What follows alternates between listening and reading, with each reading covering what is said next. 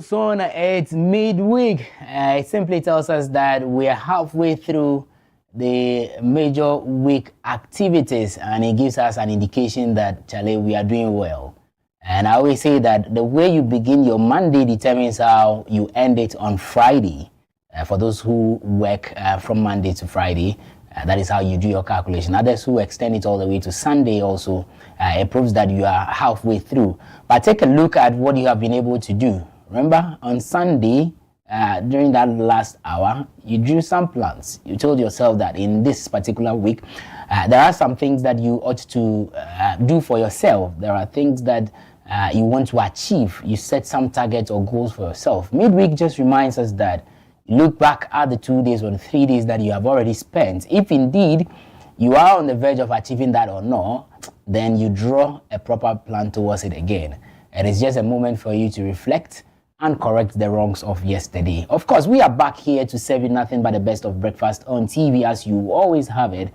We are on from now to somewhere around 10 a.m. where we finally hang our cloaks and make way for other important programs to come your way. This morning, quite a number of things for us to take a look at. I don't know if you have been following the report on cyber crime, the latest report on Africa. Whilst others are using this AI, the new tech intro and all over for positive things, the report tells us that Africa, we are rather at the other side, the opposite, and it's chopping a lot into our economy.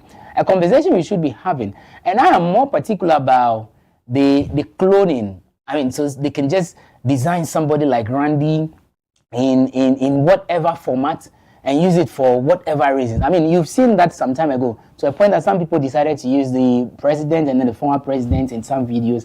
They are facing some trials and whatever. But it's a conversation that we have to take a critical look at. How well is Africa using the AI or the introduction of the new tech to our benefit? Let's have that conversation, brace up for it as we prepare for that later this morning. But you also know that the president has been visiting Jamaica. He said quite a number of things, right? We do a recap of his visits to Jamaica, look at our pay critical attention to some of the key highlights or some of the key issues that he has been saying over the few days that he has been outside the shores of Ghana as well. So let's hear from you. Feel free to join the conversation via all our social media platforms. Feel free and drop your comments under any of the live broadcasts. We'll read them out loud and clear. Our text line is also active, 055-269-7939. That's our WhatsApp number. You can send us a WhatsApp message via the same number as well as SMS, and we'll be glad to read them out loud and clear. A lot is happening in the world of sports. My man Godfrey Amwafu will come your way with all the updates in that region. Yes, the major leagues. In some 2 weeks or 3 weeks, we shall take back our remote controls. If you know, you know. So the major leagues are, lurking around in some 2 weeks or 3. The major leagues will start across the entire world, and Godfrey will bring us all the updates in the transfer markets. What's happening? Who is moving from one club to the other?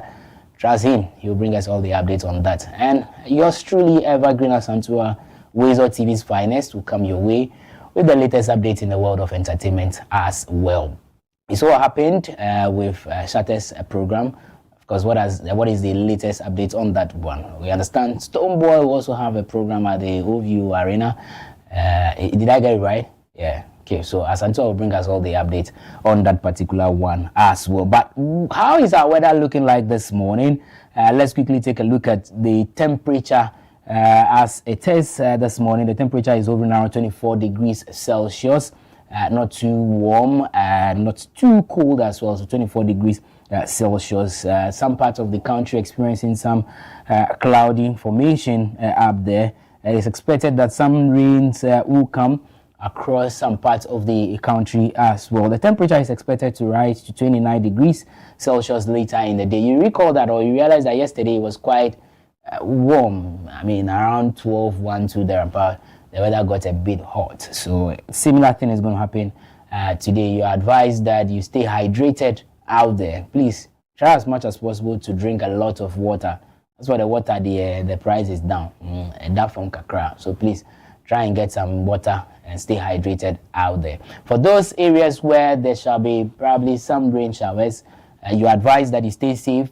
If you have to carry an umbrella along, please do so. If you need a raincoat, please feel free and do so as well. And that's how the weather condition looks like. Something to inspire you for the morning as we jump into the show is taken from Steve Jobs, and Steve says that be yourself, everyone else is already taken. Simplicity, well simplified. Just be yourself. Jonas is taken. Jonas has an identity. Clenham has an identity. Randy should also have an identity for himself. So all you need to do is stay true to yourself. You can only be you. You can't always play somebody else's role. Be you. It's as simple as ABC, and that's exactly what Steve is telling us this morning as far as the inspiration or motivation for the day or for the morning is concerned. Remember, this is the WoezorTV Breakfast Cafe. We'll take a breather. When we return, I'll introduce my co-chefs and we can start our conversation. There is something I want us to look at too. Chale, mate for kakra kakra mumbo adie mate for mumbo adie kakra. Am I saying it right? You mumbo adie kakra.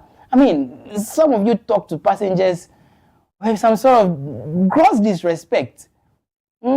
It's terrible. Meanwhile, these passengers are the very ones who pay for your services. And without them, Chale, your trouble self, wow, you convince your bar. Say, bar. I'll share my experience with Godfred and now. Let me also hear from them as well. But as I told you, of course, we'll be doing a recap of the president's visit to Jamaica, and also later we'll do the conversation on AI and its related issues. Let's take a break. There is more after that.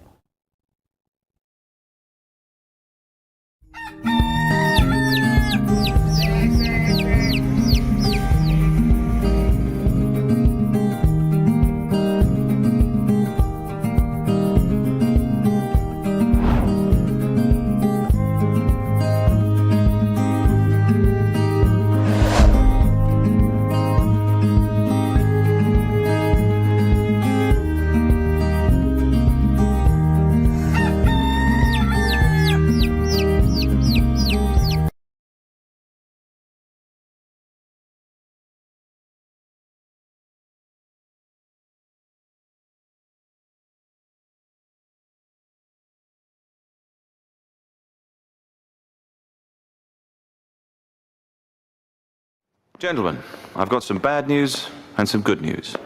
Okay, the bad news is...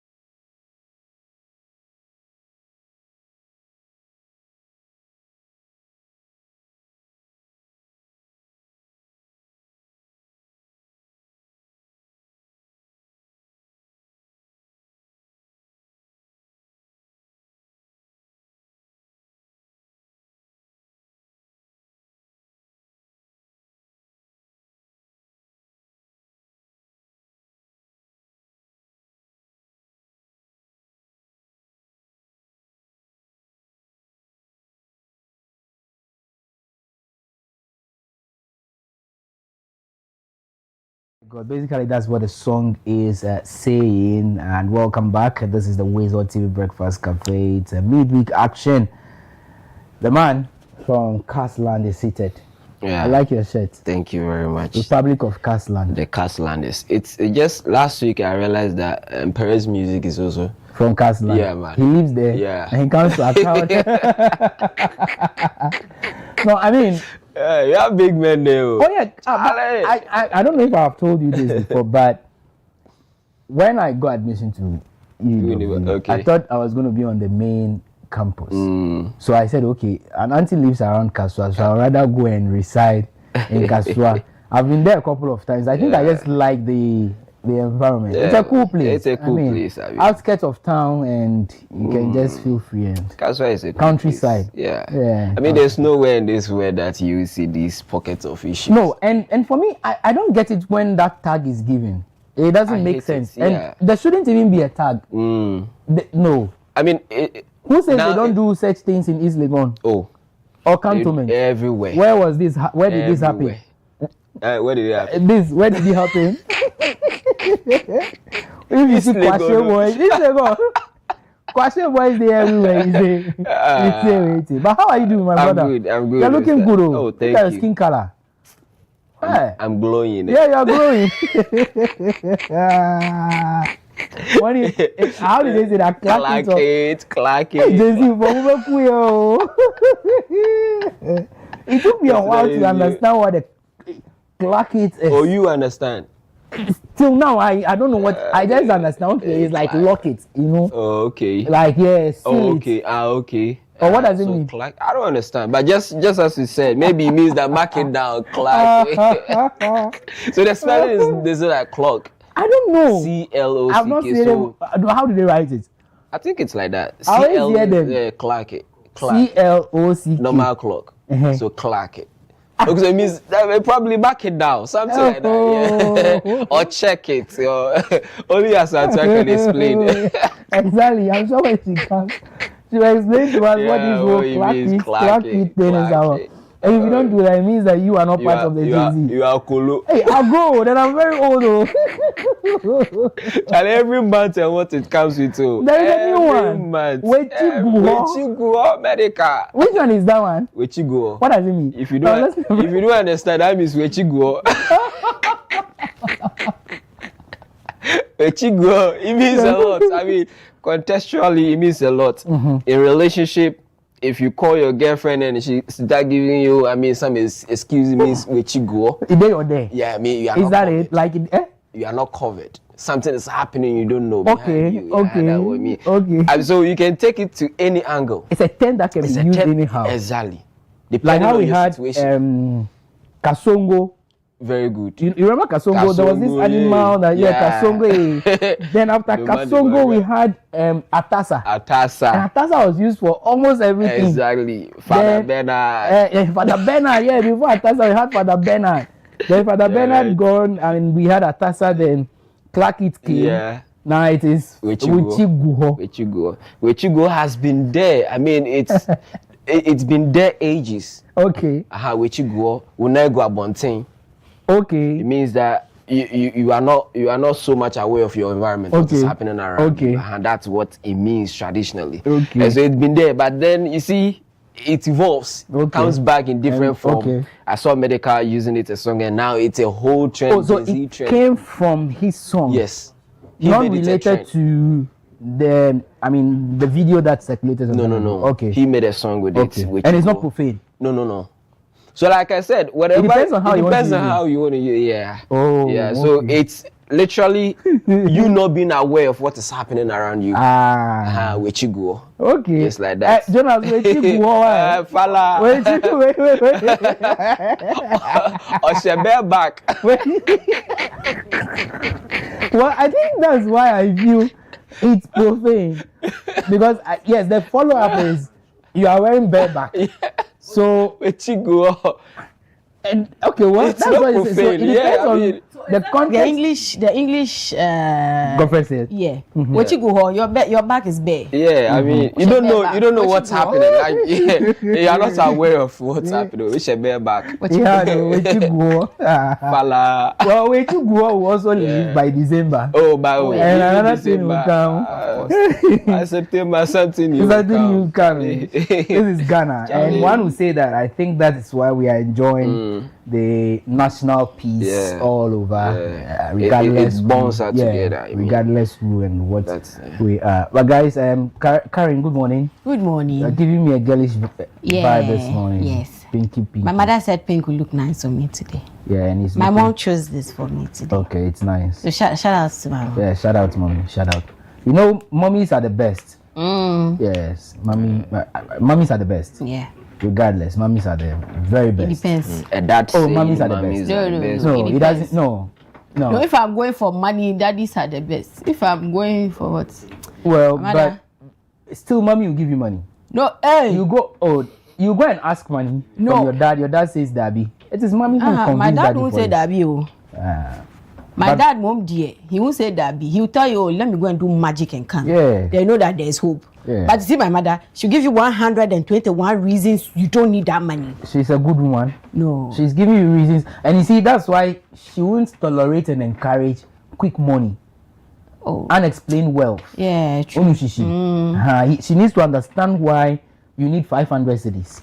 Okay, why do you need 500 at your age? What are you using the 5 million for? At my age, you have to You need to explain. Yes. Hey, do you know how I work? Old as I am. Do you know how hard I work for the 500 cedis? Oh. And you just want to come and take it? No, I need 500 cedis. For what? That's what I will explain to you. Hey, so make me understand. But what you she's need never for. understood any explanation. No, because it's not adding up. Really? I'm giving you food. I'm providing shelter. I give you water. Everything. She said, basic needs of mankind, I am providing. That kind of data. Even data. So data, you 500 cities, move it up. 399. Who got all 5? She has a problem with that. Who the hear then? Yeah, then TikTok and Facebook and YouTube. You need Kobe of you. You know, you just should start. Yeah, this one is not there. This one is not there. I mean, that's what I told you. That's a typical mother for you. So priorities. She has it. I mean, how much is 500 that she can give you? Yes, but if I give you 500 today, that question. But it's true. You see, when I tell you you are my daughter, you don't get it. See, I hate that thing. But tomorrow we won't go hungry too. It is the magic. It's not like there's no food. No, there is food. It is the magic. That is how it's supposed to be. Don't think about tomorrow. For tomorrow itself. You take off. Hey, don't think about tomorrow, but she has gone to buy 50 kg bag of rice. Is it not thinking about tomorrow, but she'll go and buy things in bulk and that reminds It's not me, thinking about tomorrow. Why do they buy silver bar? How do you guys call it? That thing my mother has come and explained. So they have big one, medium, So like about something that they bought even before we were born. They still have it in their kitchens like that. Why? Arrange. Which time? No, so and most of them belong to the past. Yes. Because you look at the designer bowls. Yeah. Those ones we used to dish rice for people during Christmas. So how do you know it belongs to the past? Because now people don't do countryman. Because it's been kept for you to see. For us what? Do you understand? For what? And for what? Yeah, I mean preservation. I mean culture. You see, there are some things it can't go like that. Oh. And you will use it. A time will come. When? You will need it. Okay, so when you actually use it, so you see when there's naming ceremony in the house. Madam, I know. The kettle. But people will still go and buy. Like people still, because if you are paying for a caterer, of course the caterer counts. No. You don't understand what I'm saying. So maybe there's a funeral or there's something. Gajogba. You know when the table where they pay the money, they have those chairs. Because that's the only thing they can use it to do. Aside that, I don't see anything. And it's a lot of things. I asked my mother, like, so you paid money for all of this? Me, the only things I love about her collection of crockery is the glasswares. The glassware, that's another one. The designs are nice. Like and you find them like now. So, yeah. So I remember one time I broke one plate and she told that this place she bought it for 2.5. Yeah. 2.5. And she told me she was like 16 years when she bought it. When I was 16, what did you buy for yourself? That's the difference. And like I love the designs. They're so nice. I would want to keep those things for myself, maybe. And that's what I'm telling generations you. after. But you see those antique like the bows. Yeah. Those ones that when they hit the ground and this one removed, you can't use again. Have you seen those bows? Yeah. Once it hits ground, the colors, pictures the also it's quite like unfortunate that our settings, I mean, these things come with time and they pass with time. Yeah. You know, when you go to other jurisdiction, probably they'll auction it. Yes. Yeah, so for high value. Randy can auction his collection of bows. Yeah. Like, there was a certain man called Randy. He Yeah. lived here, so he's auctioning it. So people would want to buy it. Yeah. So they buy, they keep them for future. Yeah. They can auction it. And it becomes some more like part of their culture history. Yeah. Because my mom still has this, is it me save, however it is called. So wooden cabinet be like that with mesh net. Yeah. That thing was done way back before my younger brother was born. Imagine my age and my younger brother's age. Yeah. And the missive is still there in the kitchen. Of course. Taking space. You ask what is it for? Don't ask. Oh. Arsenal broke something, grandpa's cap or so. You can imagine.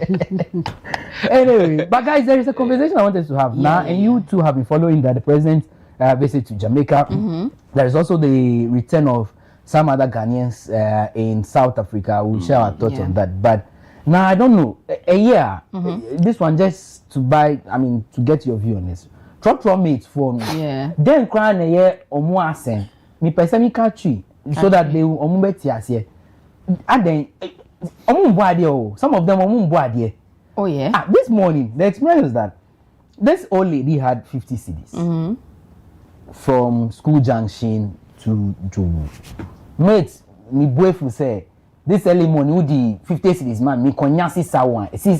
See someone. Really? And he was saying all kinds of, very disrespectful comments. Yeah, gibberish to the old lady.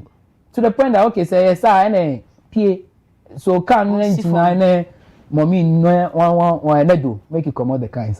No way. No way. Like, it doesn't add up. And so everybody in that vehicle, everybody was minding their business. 50 cedis. No, so everybody was minding their own business. No, but I was touched bad. because it was way bad until I think that the driver intervened. Then before the matter. No, but you see, what happened to the smaller notes from yesterday? Good. You are working. I mean, I don't get that thing where you go and buy something from somebody, the person tells you, I don't have change. As what? Didn't you sell the day before? And if you ask my mother, if I'm going to the market to sell, it's one thing I always make sure I do have change in smaller notes, even coins. So even if I don't have notes to give you, I'll make sure I have the coins equivalent to give you. If you don't mind the coins, I'll give that to you because you have worked the day before. And your customers are coming. You want to put them through that stress of now going to find change. Yeah. Whereas you need the money really. And really it cuts across. And that's actually the issue on the customer service that we provide in the country. Yeah. And I always tell them that when I encounter such situations, I say, I am paying for a service. Exactly. And you're free. My little 2 cedis, his 2 cedis, yours comes together to make 10 cedis. Yeah. And that goes a long way to pay your allowance or your stipend at the end of the day or at the end of the week or month. So why do you treat a client in a very distasteful manner? I agree. Sometimes some passengers can be very rowdy. Yeah. Some can be very stubborn. Some can be very disrespectful as well. But you are rendering a service. Yeah. You need to exercise that professionalism. If there is a need to explain. And you see, sometimes forgetfulness. And I read something like similar on socials yesterday, so that it had to do with a similar issue of 50 pesos exchange that led to a confusion, a brawl, and a fight. 50 pesos. So the mate says that, okay, I have given you your change. The passenger says, Dabi, me, the change, no mommy. How much at all is even the change? 50 pesos. So back and forth. Me the mouth. Oh, me, the mommy. I have not taken it. And it became a whole lot. I don't know if the mates would have to go through proper orientation one more time. And the oversight responsibility of their masters taking control. No, they don't care. Those people don't care. They just need the money at the end of the day. And I'll show you one station in Accra here. Show me. When you go to Tema Station, the buses that ply Tema Station to Kanishi, Tema Station to Odoko, Tema Station to I think Malam. You go and you don't find the mates dressed anyhow. Mates will shout to you in those vehicles. Exactly. There's a sort of discipline. They wear uniform, wear shoe. Oh, okay. So it's a sea blue shirt, black trouser with belt. You will wear shoe and socks. Really? And that is share. Oh, okay. When you get the, it's so orderly, eh? Yeah. When the bus is full, no one stands. Yeah. Even the mate has a seat. Yeah. The mate doesn't sell his seat. No. And like, the mate don't come and fight with you over change. Yeah. Who come and talk to the passenger anyhow. And because the passengers know how the mates behave, you also comply. Yeah. You see? The bus is Kaneshi. When you get to Kaneshi, where for example, come Kaswa, the small just after the small overhead, getting towards the big overhead, the station is there, and then they line up in this. The buses are the caravan buses. Some of these caravan buses they use for staff buses. Okay. That's what they use. Okay. And you find them in their uniforms. You get to the station. If there's no vehicle, people have queued orderly. You don't get me. There's no hey there. I mean, so no hey there. So that can some be replicated why can't GPRTU emulate that? Yeah. Because there are some stations where you go, if you're a mate, you can't wear slippers or slides. You have to wear shoe and then at least look good. Yes, you at least wear shoe. Like it's a criteria for the mate. And there are some places too that you go and it's a free range. Everybody like. Yeah, like Medina. Everybody's doing. Some of them don't even bath well. Sorry, but this thing about some this of them morning don't bath well. This one for first light. They don't bath well, or they don't bath at all. For first light to the Akwa Junction. And they wear that armless and ready to fight their arm. What is that? Chaye? Yeah, bro. Chaye? Look at me, that you're fine. That I've stepped out of the house fresh. I've sprayed fine. This was I think Malam. I just talked to a light at the Akwa Junction. They met raise it. I was like, hey, please, boss, can you please drop your arm? It's crazy, oh. It is now. You wonder where did they sleep the night before? Or is that they don't bath? Say when they close in the evening, then they wake up and wash their face and then just start. So maybe when the rush hour is over, they will now go and bath or what? What I got from somebody yesterday is that back then, the mates usually stay with the drivers. Okay. So more like a family person. So my wife is in Accra, and my wife drives a truck car. So I have been taken from the village to come and assist Wafa.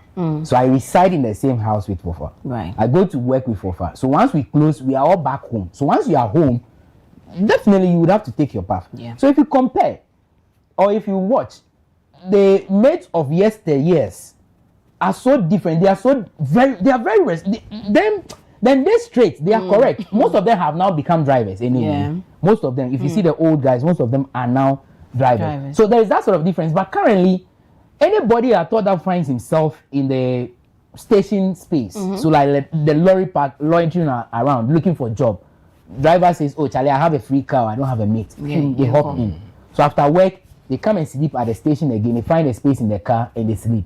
So they may be handicapped when it comes to where to bath. I'm not holding brief for them, but I'm saying that these are some of the issues. If you speak to some of them, they tell you because they don't have any particular place to sleep. They sleep just in front of shops and whatever makeshift spaces in the station. So they may not have any good place. Now, one will also argue that you go to some of the stations or the market, they make room for bathroom and so washroom completely. So there is a toilet, there is a bathroom attached to it as well.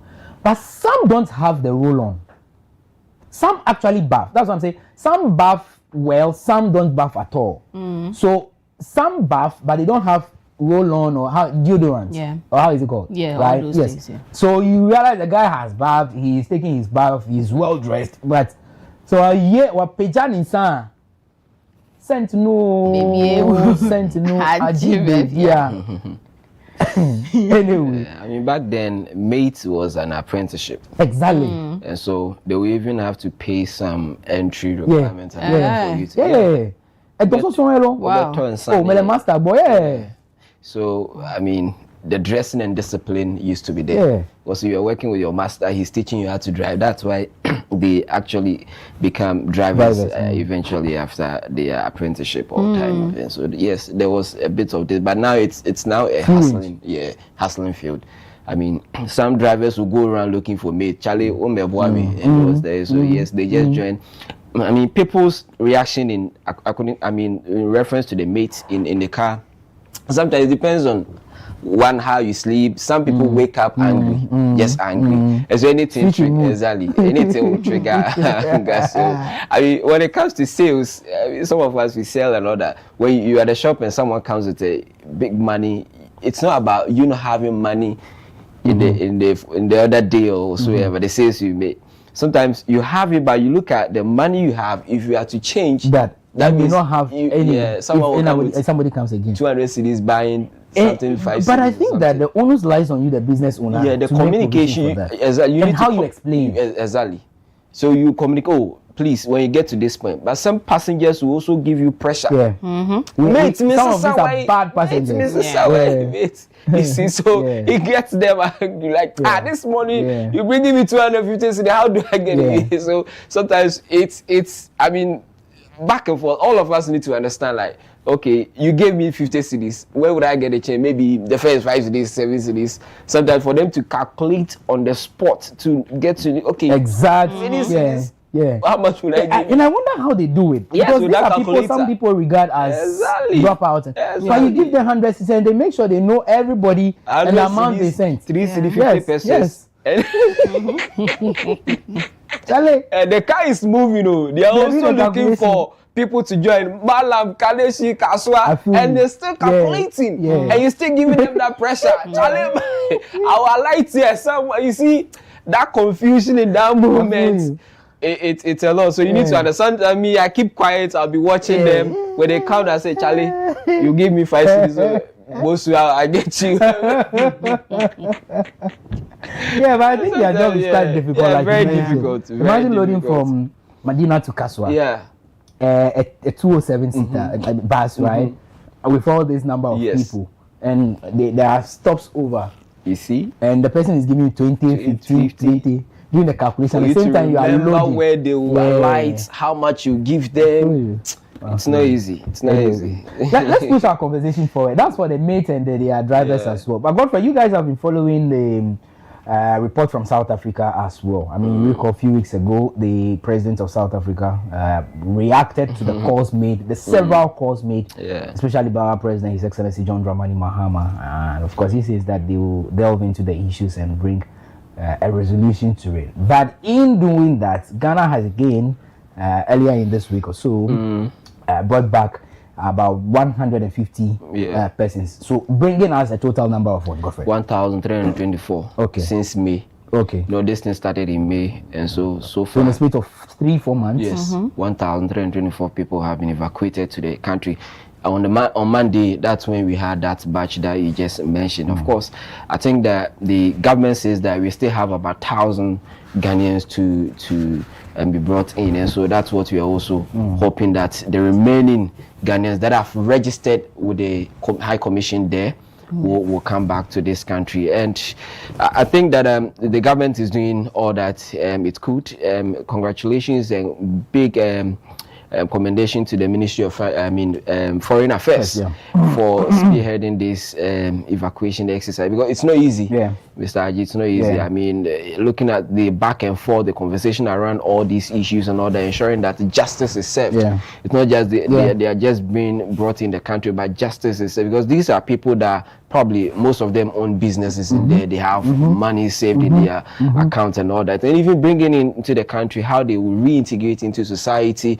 Because I mean, our local settings, when you travel and you come back, the expectations that we have for you, and even the how people are going to even view them. Are they going to be viewed as people who have traveled and returned on their own, or you see that conversation. And so it all boils down to how we accept them, how we reintegrate them and all that. And so the government is doing well. We are expecting that in the coming days about 1,000 people will also come back to this country. I mean, Ghana is a home. there's no home than where you actually hail from. And so they come in with the next step is that how we are going to help them to reintegrate. Yeah. And the government is doing that. We've seen some number of companies, Mr. Ibrahim Mahama also, offering some jobs to others, and then the government also trying to, and I'm told that for this, the deputy minister welcomed them, and he assured them that there will be some cash that the government will also be helping them with, so that they get something doing in this country. The Ghana passport is also giving them some passports, Ghana card, and also being issued to them and all that. So whatever they need to get so that they stay in this country peacefully and happily, is being given them, and that's what we want. President Mahama, like you said, has been going around. We all been preaching about one Africa. Yeah. And so what's happening in South Africa, and the president himself, Ramaphosa, is not so much happy about it. The last time he spoke about the UN Congress and Africa AU or something, he made mention of it that, look, it's not something that he is so much happy about it. South Africa is taking any proactive measure to ensure that it ends. But the conversation is that we see police officers involved in this thing. You see them standing or not even reacting. Did you see the one with the Nigerians? Exactly. That the Nigerians alleged that they killed one of their... Yes. And so the question comes back to it that you saw it in videos, and the funny thing is they are even denying those videos. That no, these are not real videos. These do not represent what is happening on the ground. These are just fake videos people want to use to tarnish the image of South Africa. So they are not taking the responsibility of what is happening. They are denying all those videos. And so a video captures a police officer, standing idle watching all these things happening without any sanctions, and people assume that no, it means that the government is in full support of it, because police officer is definitely under your control. And so if we want to see you acting, sanction them. At least let's see some punitive action from your side. But nothing has been done so far. What we just hear is just communicate, and even their foreign affairs minister, let me put it, because they have different name, they term it, that foreign minister or something, international relations. He so far we've not heard anything concrete from him condemning the acts. All that he comes out to say is denial.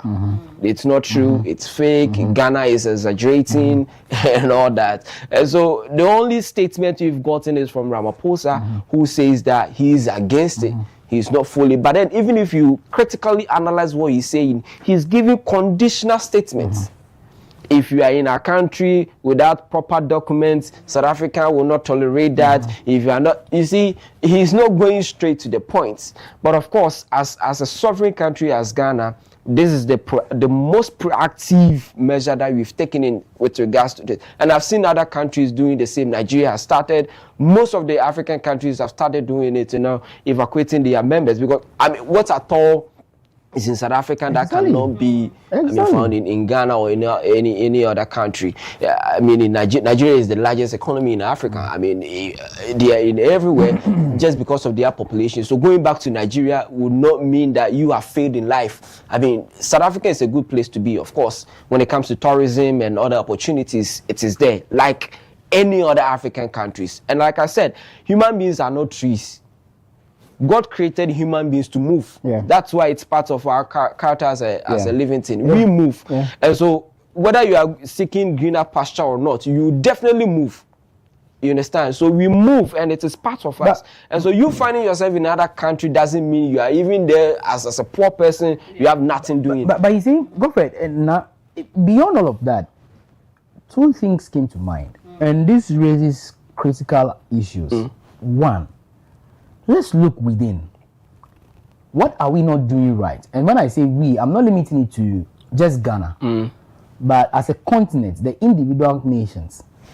If we allow corruption fester and eat so much into us that it derails the gains, it chops off the job opportunities, the very fortunes, because I said it, if not for, say, vacation, vacation, why would one want to go to South Africa? Pardon me, with all due respect. if we have the very good health system, because people argue that they go to South Africa to seek health care. Why don't we have UGMC? Don't you have the Volta Regional Teaching Hospital? Don't you have CAF? Don't you have one up north? Yeah. If we modernize it, if we invest heavily in these facilities, why would the minister fall sick and the next point of call is going to South Africa? Why would the elite in society fall sick and the next call is South Africa? We have the best of doctors or medical caregivers. I mean, if you look at what Professor Frimpong Boateng did when he returned, that alone is an indication that we have the best when it comes to professionals. The only issue is that the facilities, the equipment, the tools that these people need to work with, can we really look at it and invest heavily in such areas? And I'm saying, if corruption doesn't take away the jobs from the youth in Ghana, why would they travel to the Gulf and go and park themselves in cubicles? Forgive me, but you and I, we know we have friends who are there. They wish they come back. But the question they keep asking is, when I come back, what are they come do? So they rather stay in that no man's country and continue to suffer. So I'm saying that the issues happening in South Africa, in as much as we condemn it with all the energy in us, it is a call to duty that we need to look within. Let's close the loopholes, create the necessary jobs that can absorb all these people. If I am a teacher, or say I graduate from one of the colleges and I'm home for 6 years, Charlie, frustration and depression alone can kill me in this country. Wallahi. So if I have the opportunity and go out there and conduct this survey or speak to them, out of 10 of these trained teachers that are home for 5-6 years, 5 or 6 or 7 of them will tell you that seminar opportunity, I'll jackpot, even to go and scrap. And that is the young man's mindset, because there are no jobs. So I'm saying it raises that issue of the individual countries. Look at Nigeria. Look at the corruption cases. I mean, it's stinking, pardon me. Look at our country. Look at the number of times the Auditor General report comes with people misusing monies, sending monies anyhow. And when they arrest these same people, you and I will go and sit at Yoko and cry. Look at the whole thing. So we need to look within. What will I go and do in South Africa? Or where? Morocco. I saw some people, what's the name of that country? Cabo Verde? No?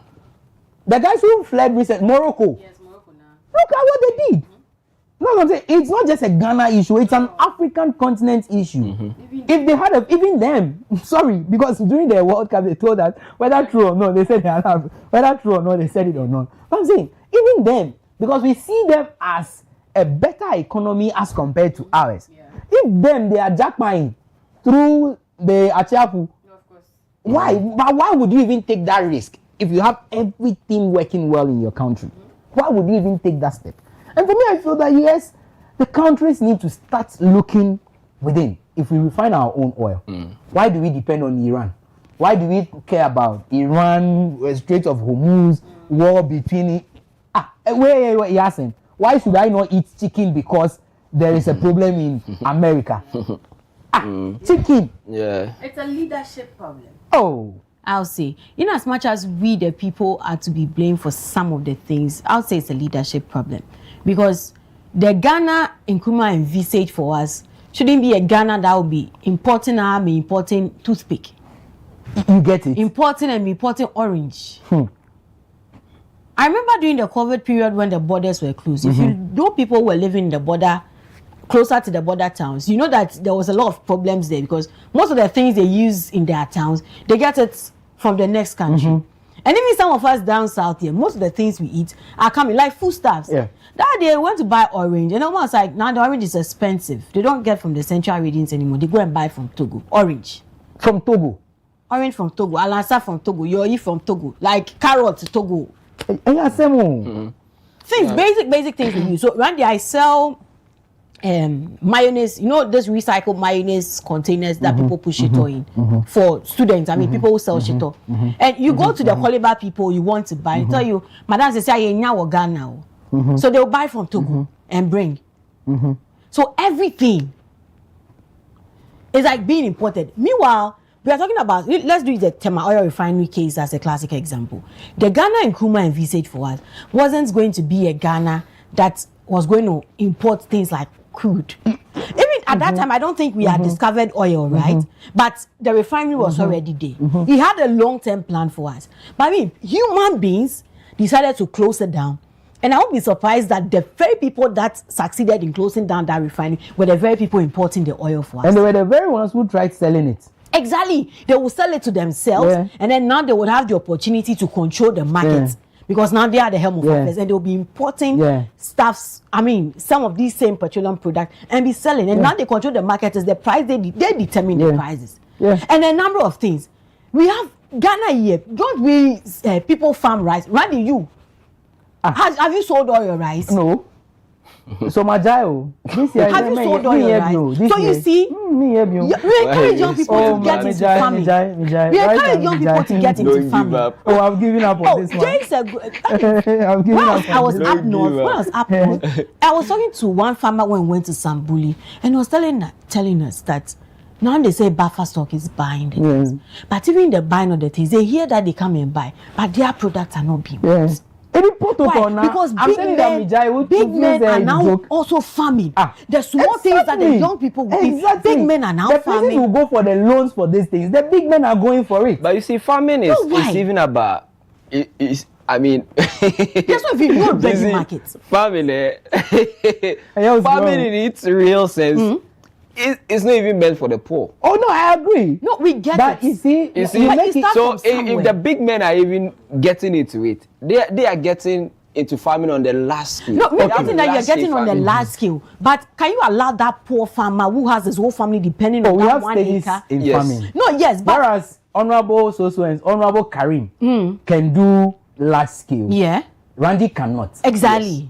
That's why we have peasant farmers. Oh yeah. So there are categories. Yes. You get it. Yes. But we are saying that even the ones meant for you and I, the small scale one too, where we can go and get the loans, where we can go and get the government. You go and they are taking it already. And the people are already taking it. Okay, fast track. I'm saying even me, use me as an example.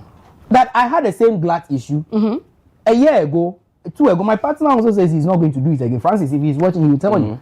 Because we had to just share. We had to give to at there wasn't a market. Price. So this glutton. There was an available market then.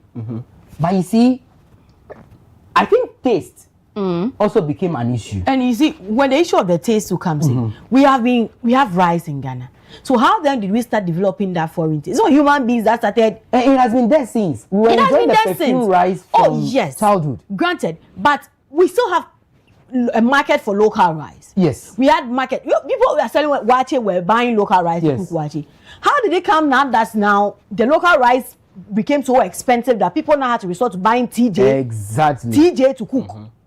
I think that was what destroyed even the market. So now they start importing again, and then now we kill the market. The reason why the local rice at a point got higher was cost of production was also high. Because the local farmer now needs to clear, like, all kinds of things come together to increase that cost. So the man is thinking of his money and his profit as well. Not true. So you, the buyer, incur all of that. But you see, if we have a proper system, so for instance, the local, and I love that farmer service center thing that they want to do. And then that comes with the, what's the word? The warehouses. Yeah. It should be so easy for us. That you see, the rice no go spoil today or tomorrow. Yeah. Once it is stored and kept well. Tell me which district in this country doesn't have a secondary school? I doubt this one. There is definitely a secondary school across all the over 200 districts. In the country. So tell me, if you have 10 rice farmers across all these districts, should they not be supplying rice to the schools? They should. How difficult should this be? None. Yet we import perfume rice and cook for students in Maybe I think we should start going by what former President Olusegun Obasanjo did for Nigeria. Let's ban the importation of poultry and poultry products. Maybe. Let's ban the importation of rice. Because you know, Nigeria, I understand if you want to get in foreign rice, you have to airlift it. And not that is going to be very, very expensive. How many people want to take that risk? So you realize they have a lot of they consume a lot of their local rice than the foreign ones. I mean, people have foreign. So that would kill the taste too. Yes, because it's expensive. When I rather eat what I have here. What if you have long grain? What does it with the perfume? Maybe. And you know, in Nigeria, they don't import poultry too. Okay. You don't import poultry. So the local one. It's all locally produced. So let's empower them with the cocoa that people have started using to do brownie and quite already. Right? Government decides, and it's funny. So you talk about the leaders always, but the people too. And some time ago, the Minister for Agriculture was saying that people were sending him videos of the government has a plan.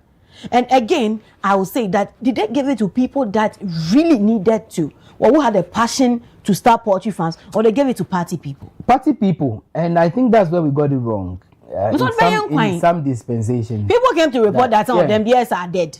Okay, and I hear the explanation that, well, is it broilers or the layers or so, depending on what they have given you. Yeah. You know, it needs time. After a while, it becomes a white elephant.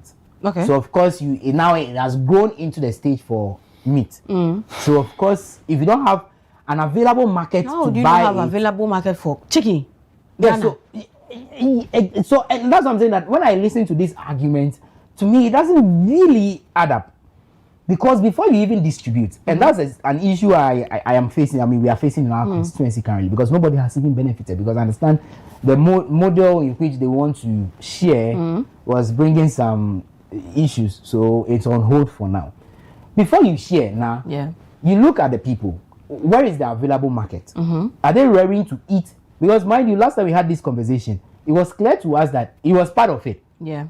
Rare, sell, commercial, rare, and enjoy the local taste. Because if you are selling local fowl and you are not eating it yourself, well, how will you entice me to come and buy? Very true. So it is okay, but that doesn't mean the commercial part of it takes, say, 90% of what you are rearing. Let's get it clear. But if you don't have that available market for it, that is where the situation or the problem comes in. But I'm saying, if you have the households, because mind you, it was shared among households. Yeah. Why didn't they come together to have, say, one sale point or something, or they become producers? Mind you, again, it comes back to the schools and the hospitals. Yeah. Every secondary school choose chicken. So if you use, say, Afajato South District, we have more than 3 or 4 secondary schools there. It shouldn't be a difficulty. No. But you have 10 households who have their fowls ready for the market. Sell and produce this to the schools at some rate. Share the dividend, go in for more, and restock. I think that was the whole idea behind this whole Nguko and Kitikiti project. But you see, again, in as much as we are holding leadership accountable, we too will be part of the problem. Inside. The little opportunity that we are given, we feel, oh, it's a yardstick to misbehave. And we mess up everything just like that. You don't have job, you don't have money. I agree, there might not be an available market for you. So you kill and chew the chicken just like that. Then tomorrow you cry again and say you don't have money. Christmas is coming. Yeah. And I'm saying this should be the season for you to start growing those fowls. By Christmas, they will be very much ready. Yeah. And you see, it will reduce, the price there. Because if you are selling a fowl to me at 200, 250 cedis, and I can get that same fowl at a reduced price from the Nguko Kitikiti project, I'd rather go for that one. I don't know if you have watched. There has been too much egg in the system. Way too that much. You go to Medina precisely, they are selling 2 for 5 cedis. Yes. And they have run advert on it. It's in their megaphone. Kosiani Moko 2 for 5 cedis. Exactly. At the point we're buying Kokrozi at 3 cedis, 50 pesos, 4 cedis.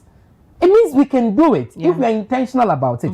If we are doing that for the eggs, then why are we not doing it for the Nkukon Kitikiti? It needs direction. I think maybe they should review the program again. Yeah. Now, this is my suggestion, and Godfred, before I wrap up on this, then you guys can take it. Can we identify the already available poultry? Right. Because we've tried with the households, and this is the result we are getting. The already available poultry.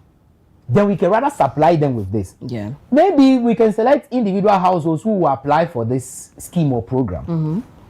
Go and join that poultry. So you have like 5, you are giving 5. Instead of rearing it at home, add it to the stock that the farmer has. Yeah. So let's say Godfred Farms at Kasua. It's a very well-known farms. He has benefited, or he's a beneficiary because he has the poultry farm already. Yeah. Now you live in Kasua, you have benefited from Nkuta. Randy lives there as well. We don't have poultry, we don't have the coops. Yeah.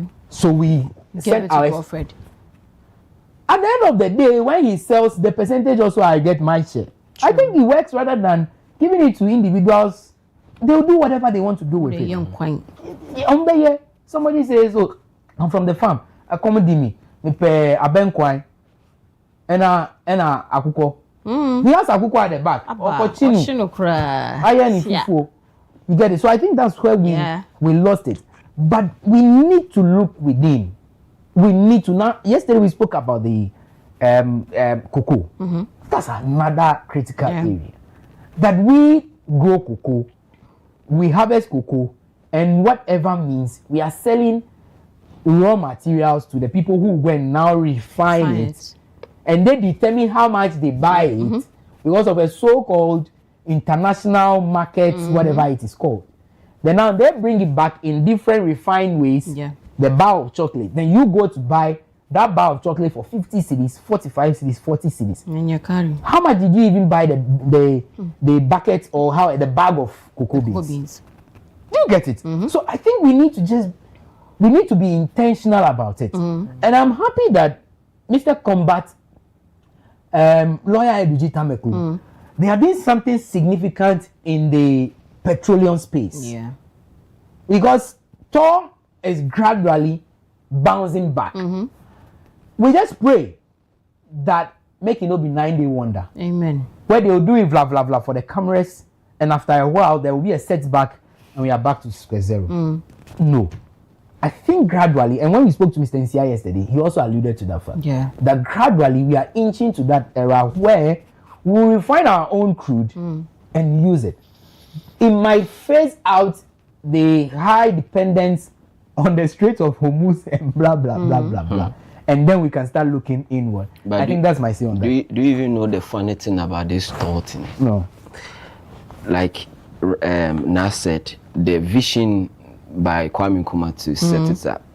Let's say in the last 30 or 40 years, maybe Dr. Nkrumah didn't know that in the next 50 or 60 years, the world will even move to e-vehicles. Yeah. Okay. EVs. Maybe at that time. Yes. Now we are calling for heavy investment into Thor. Okay. Yeah. Let's think about the next 20, 30 years. Yeah. Our major target is to supply the vehicles. Yeah. Because that is the most ready market. Yeah. So we invest in Thor, we start refining our crude and getting our fuel. And now in the next 20 to 30 years, we phase that fuel vehicles. We move into EVs. What happens to the? I remember I went into a workshop on this same conversation on the green transition, and I asked this same question. Now the response I got was that the year you are talking about, fuel might not necessarily be completely out of the system because there are some heavy duty vehicles that might not rely on green transition. They will use fuel.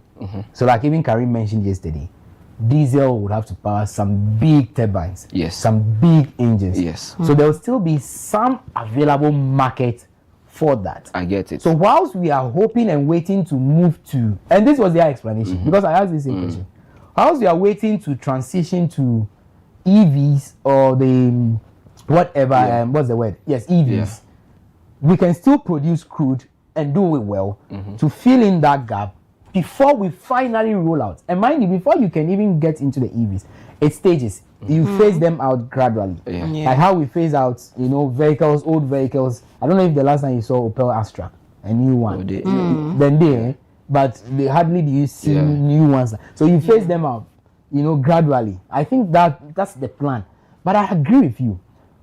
if we are investing too much again or heavily into it, and the time comes, we don't realign to that our targets, and we continue to make the vehicles our targets. A time will come. It will become. But we know that we have lithium. You remember so the lithium goes a long way for the like EVs. I said, we need to, as we are investing, we should realign and think in the next 10, 20 years. This is where we want to go. We are not in control of the vehicles that are coming in. We don't produce them. So they produce them. So in the next 5, 10 years, all vehicles are coming are EVs. What will you do? We adjust. So we need to start thinking. I agree that with you. the investments, we need to check where we are getting into. We spoke about the frozen chicken and all that. I mean, you said a lot. Let's add figures to it. Okay. So that maybe the viewer will understand and appreciate why we need to locally produce them ourselves. If you look at the year 2024, and these are certified sites giving us these breakdowns, Ghana imported poultry share about 80% to 95% of poultry consumed in Ghana is imported, mainly frozen chicken. This Ghana News Agency. Take it again. So about 80% to 95% of our frozen chicken is being imported. 2024 poultry imports. Ghana imported about 256,821 metric tons of poultry meats and edible offal, valued approximately at $183.2 million. Okay. Just and that's huge. Yes. Yeah. $183.2 million. 2024 alone. 1 year. This is how much Ghana spent in importing chicken, frozen chicken into this country.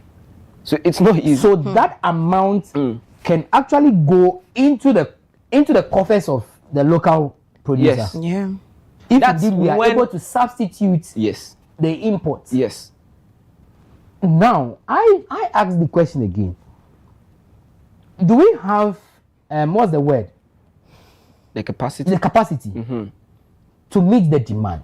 Yes. And they will tell us yes. We don't have. Randy. I don't know why you think we don't have. Let me take rice as an example. Okay. Our local rice production is around 900,000 metric tons. But our demand is 1.8 million metric tons. Okay. As a country, rice. We produce locally 900,000 metric tons. This is the paddy rice that is unmilled, not refined. So raw ones. Okay, the raw one stands as the 1.3 million, but the local milled one that we can use is the 900,000 metric. That's what people can consume and all that. But our rice demand, like I said, 1.8 million metric tons annually, and this is according to USDA apps. What they churn out every year. The supply gap is being met through the imports. Exactly. Now the question I want to ask is, Wilfred, are we importing exactly that quantum, the gap that is void, or we are importing beyond the gap? If that is what we are doing, then there is a problem with the local producers. So it confirms that we import more than that. Exactly. Yeah. Because if our demand is 1.8 metric tons, we are producing 900,000. What's the difference? The difference is not up to 1 million. Not at all. But we are importing 1 million metric tons. Almost equivalent to what we are even producing. Exactly. So we are importing excess. Yes. So the taste. So that's why when I go to the market, or when the rich man goes to the market, he is looking out for the Obroni perfumed rice. Yeah. Do you get it? Forgetting that the local one, and I understand. I mean, the local rice, Charlie, we are there.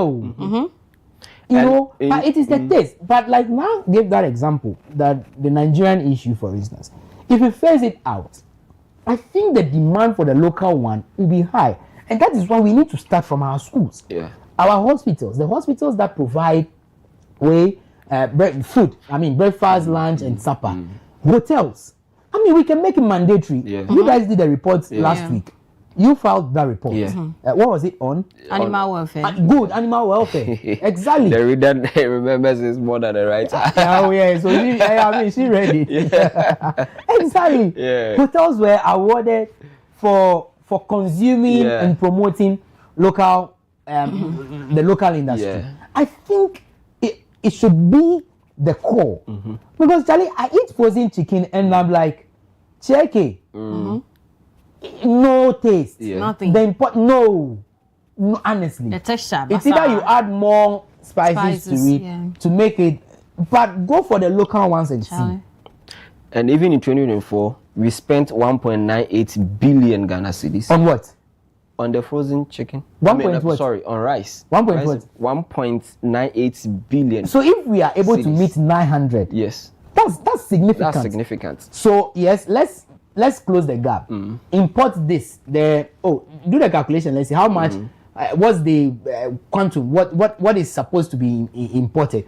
Then we do that. Then it covers for the few hands, the elite in society, the politician or the big man who feels that okay, it's Christmas, I want to surprise my people with foreign perfume rice. Then he goes and buy. Yeah. You know, but if it's still the same story, some will also say that then you are taking the importers out of business. There are other things that we import. Please, there are other things we import. You get it? Yeah. The importers should also try now and invest in the rice farm. I am a farmer. I don't have money. I have the land. I need an investor. So importer, come and invest in my business. So that the dividend that will come, you also benefit. You know how you distribute your things. It's as simple as ABC, because when you import, you know the people you sell to. And I think it's just for us we need to be very intentional about it. So Else, the gap should be only 10%. And the 10% is just 100,000 metric tons. you get That's it. it. And trust me, Godfrey, if we put in more investment, the local producers can meet that gap. Yes. Trust me, if we are able to put in a lot of efforts. Now, I recall some time back we had national service personnel in farming. Yes. I don't know if we still have that. Yeah, we still have that. Yeah, they are right? there. I mean, and I know prisons have gotten it. And so why the demand for this import? We have prisoners that we feed. Do we feed them with imported rice? No. So why are we not growing more to feed that house? There are so many institutions that, I mean, make it mandatory. Christmas hampers. Nobody should buy foreign perfumed rice. Look, if we need to do it, we need to be very hard. Yeah. And I think people even measured what the guy is doing in Burkina. What's his name? Traoré. Sorry. You know, some stringent, unpopular decisions. Yeah. But if we need to go that way, I would suggest we go that way. And I think that, look, we have said that this is actually the legacy year of His Excellency John Dramani Mahama. The research we are talking about is on I mean, it's in place that we can see. But some stringent measures ought to be taken. Yeah. Else, when he leaves, and this is my fear, this is my personal fear, if President Mahama leaves and we don't have a second Kwame Nkrumah or a second John Mahama, Charlie, we may go back. I rest my case on this one. Honestly. And that is where the 5 years thing also comes in. just a flip a little. Yeah. Imagine having to endure 5 years of A bad leadership. a bad leader, Yeah. a very terrible leader, very terrible one for 5 years. We will be fine. Who will seek another 5 years? Hey, a whole decade of Somebody says you have been able to endure 8 years, you can endure 10. yeah. I didn't say 8 for anybody. I said said we've been able to endure 8. People, that 8 years. You know, recently my mom was asking how much a tin of Milo was. Yeah. She was like, hey, by this time, the tin of Milo, it has got it to 200. It's like, oh, it has come down. It's no more at that side already. It's like, oh, that's why when it got to, I think when it got to like 80 cedis, she stopped buying. Yeah. Because if you're going to buy a tin of Milo for 80 cedis, how much is a bag of cement to? Yeah. If you are using all your lifetime to drink tea, when will you build something for yourself? So even if in that era, Randy, we have survived. Yeah. Ha. Anyway. Nah, but we went through a lot too. Yeah, a lot happened in this country. So that's why we are saying that President Mahama should leave that legacy. You see why even now people still celebrate Dr. Kwame Nkrumah? Because of the various things that he's done. He did. Industrialization. Because the shoe I am wearing, honestly, is a locally made shoe. Okay. Yes, thanks to Kevin. Local made. In the wisdom of Dr. Kwame Nkrumah, why do I have to go and import oburuni wewu. Shoe, clothes, like what Nai is wearing. It's not imported. This one did it from you, mock. The top. The top. I bought it at Accra. I don't know. From It's from Togo. From Togo. No, I'm just saying. So I'm saying, why? Yeah. Why? Look at the number of artisans that we have. Yeah. Why do I have to rely on obroni wewu to look good? When the president that came, Gabonese president came. Yeah. I mean, we saw his outfit, we saw his jacket. Yeah.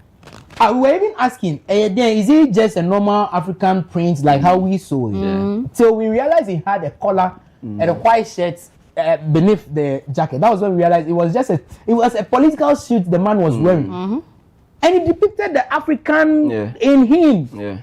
Our president was also wearing a beautiful kaftan. Why do I have to wear a shoe and import from there? That's how come Nkrumah created the shoe factory, meat factory, clothes, what's the name? ATL, Japan Textiles, and the rest. Have we built upon it? No. You rather came to destroy and sell. Look at the motorway. Imagine we never had the motorway. Hey. Yeah. Like, yo, what's up? I mean, Nkrumah was the foundation of this country. I mean, he had the sole responsibility to, put us on the pace of development, and so he had a lot to do for us as a country. What we needed to do was to build upon whatever he started or he did, but of course we have failed.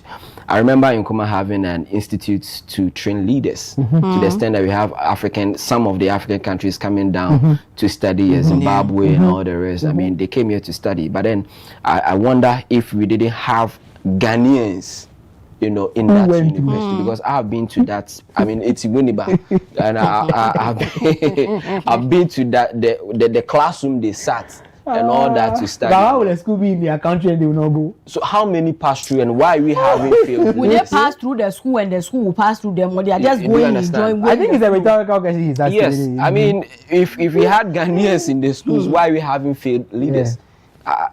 What's happened? I mean, to the extent that he left. And still, if we are to count the best president Ghana has ever had after him, we are finding it difficult to even pinpoint one. I mean, how is that so? It's not that he failed; he did not fail. He set up the foundation for us. Like you said, everything in this country has its root to Nkrumah. Everything, industrialization, education, everything. Just mention it. He thought that yes, as a country, we will grow into numbers. Let's have electricity backup. What have we done to increase all those things? And then we rather go in for loans, and we are chasing after each other. Even at that time we had too much loans. We were even loaning other African countries. We were supplying. Yes. We were suppliers. We were giving money. So we were dashing money to friends. What went wrong? Where did we get it wrong? I mean, what happened? Now said leadership. I think I want to agree that it is pure leadership. It is leadership. It is pure leadership. We've had very terrible leaders. Yeah. Because if you look at the leadership after Nkrumah, the leaders that came after Nkrumah, and there was always one change, one reform after the other, one change, one reform. So I was studying governance and politics in Ghana, and I was so peeved. So peeved. So peeved. Super peeved. And you see, I don't know if it's going to be corrected, but the likes of Rwanda have done it. It took an aggressive person, leader, to change the narrative. And I'm saying, look, you won't be popular. True. We don't need you to be popular. We just need you to rewrite the narrative, so that when you leave, we know that it is stamped. And that's why I am happy that the CRC came out with their recommendations.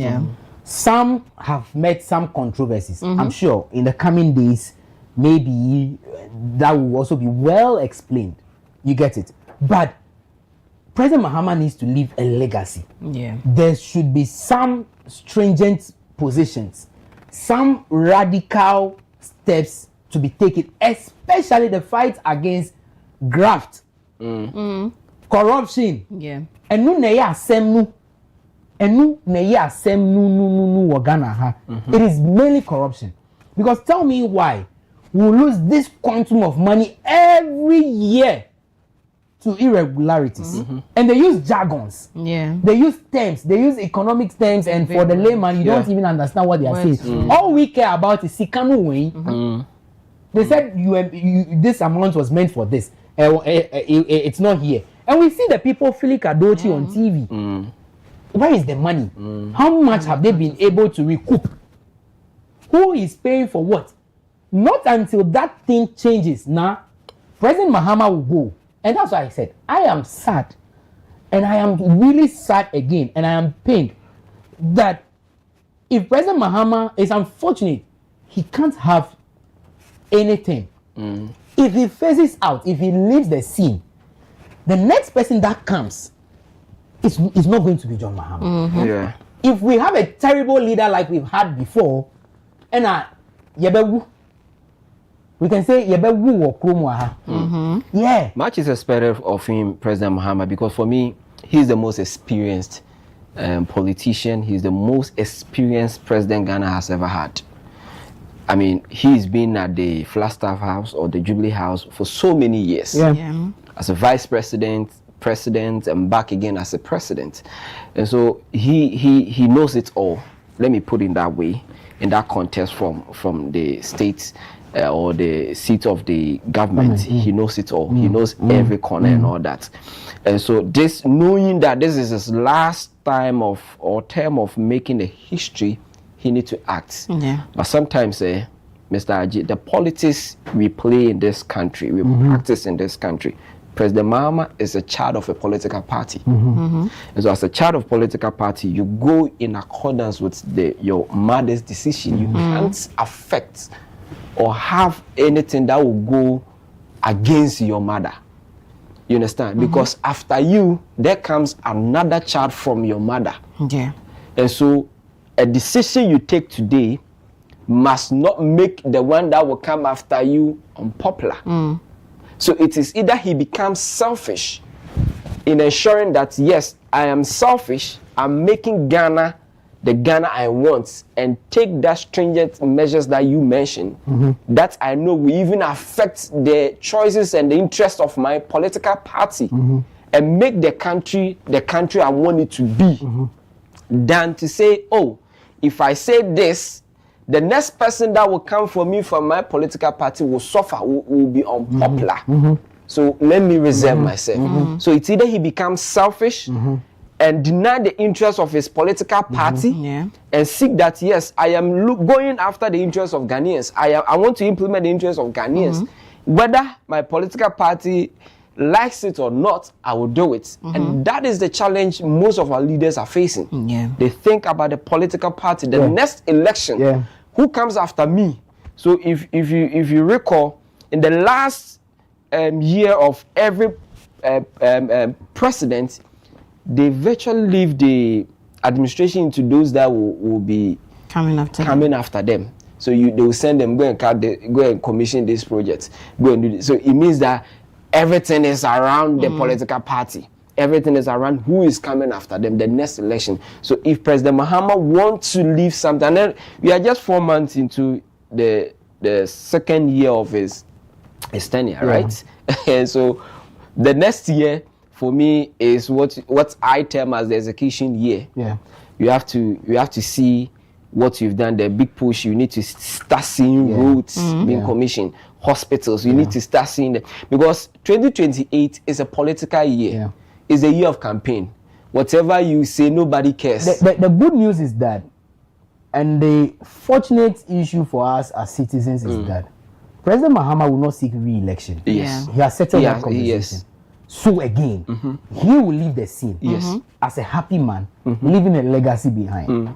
And that will inure to whoever comes after him.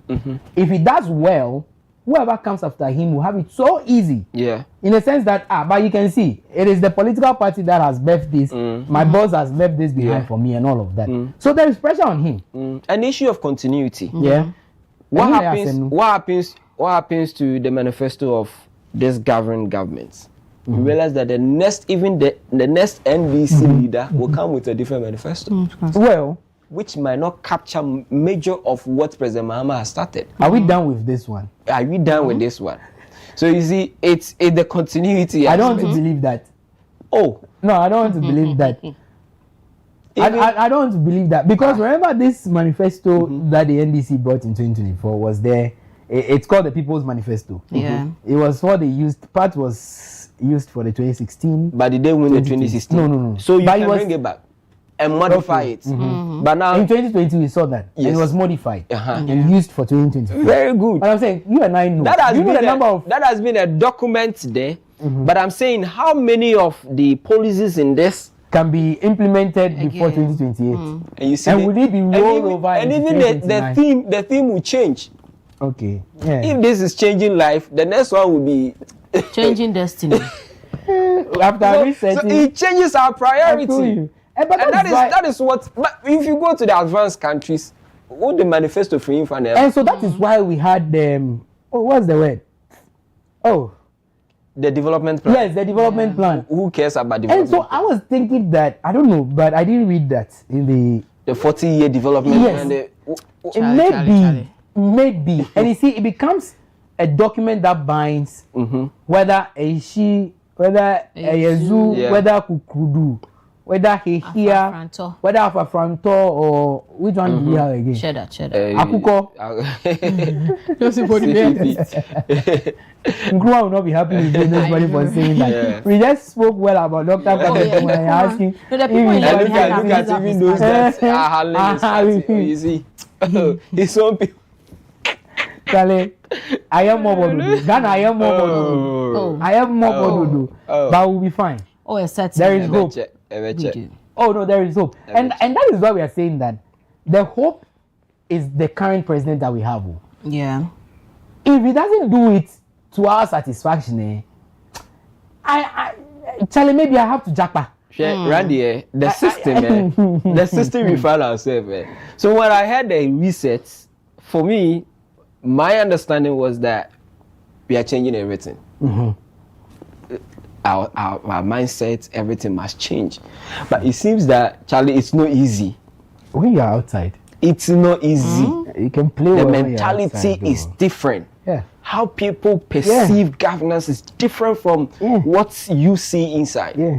So it's very difficult task. Unless the people decide that and that is why I'm saying that we need to be very radical.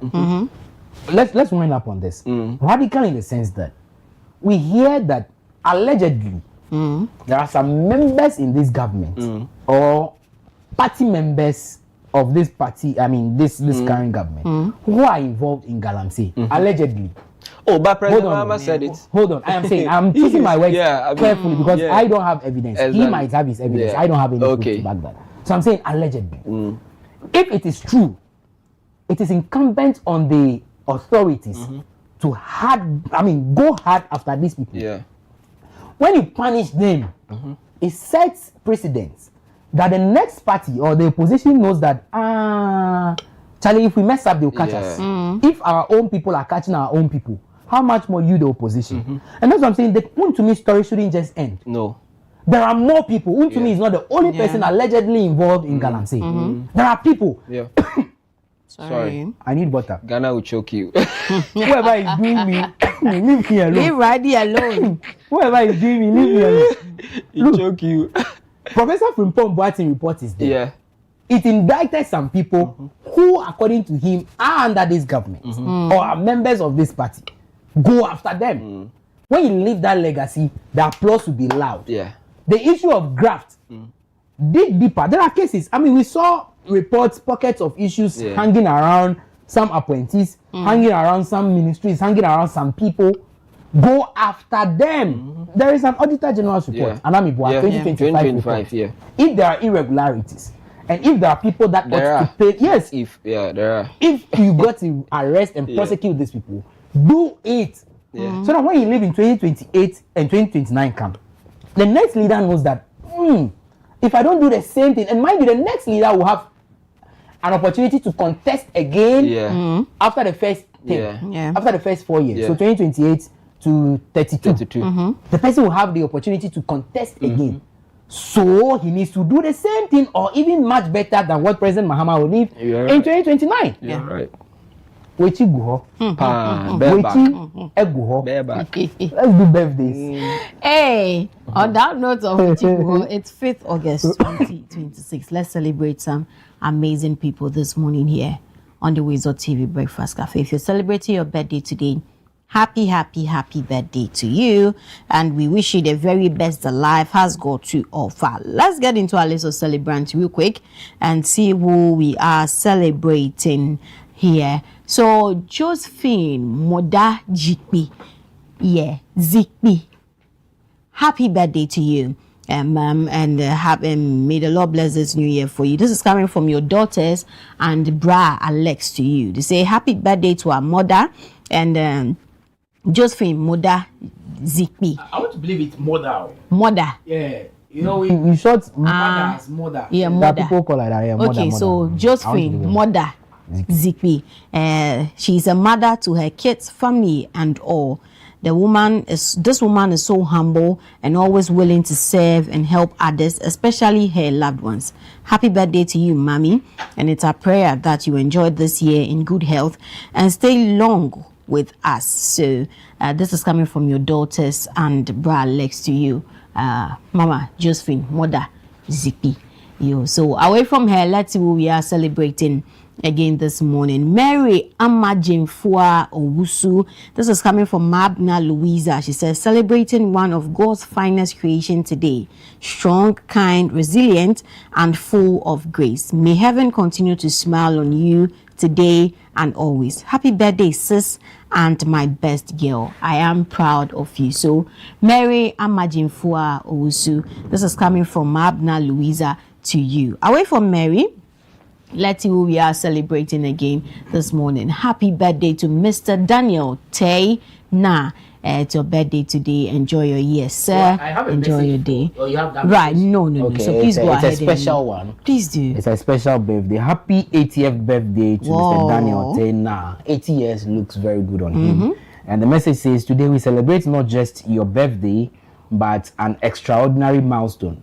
80 wonderful years of life that has been a blessing to so many.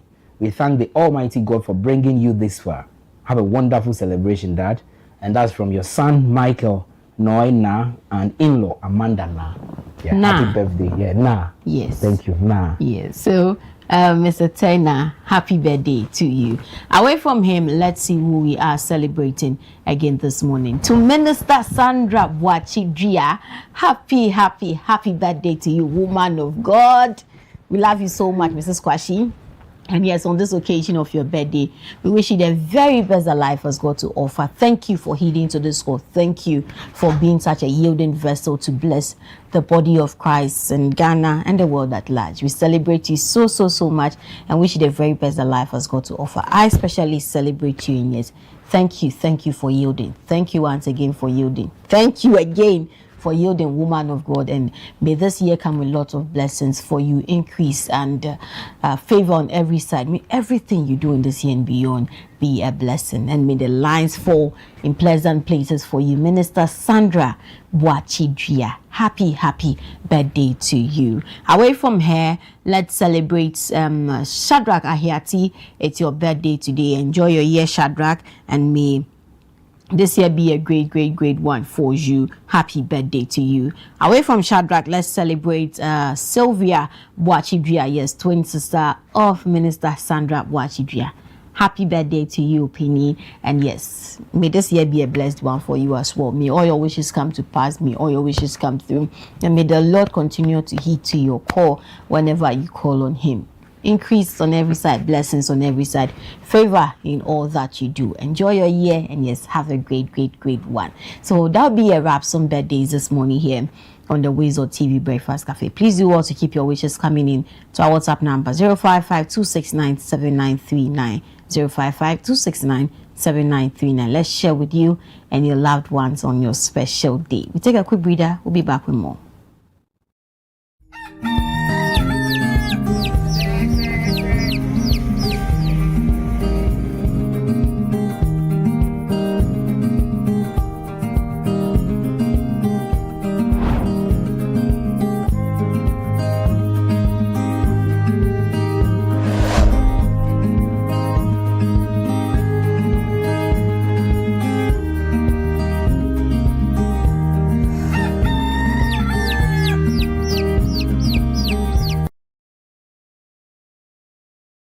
And there they are. The squad is ready, lined up, ice cold, focused and prepared for national duty. Every bottle in position, every label shining with confidence. And here comes the selection.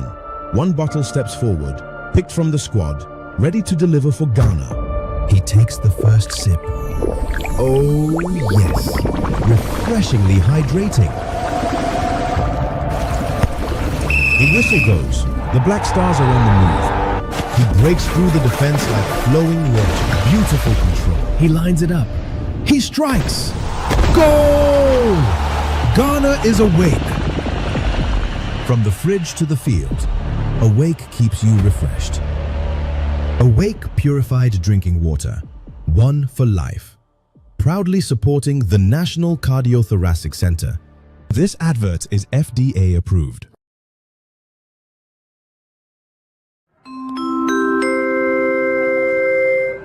Your flight is ready to leave. Sit back and relax and enjoy the flight.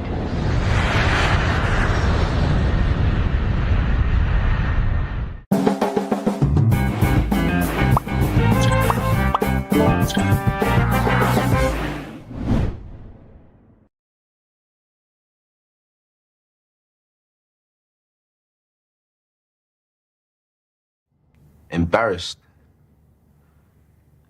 Too embarrassed to speak to a loved one. Too embarrassed to speak to your doctor. Too embarrassed. When in our lifetime, 1 in 4 black men will be diagnosed with prostate cancer. 1 in 12 black men will die from prostate cancer. Let me repeat that.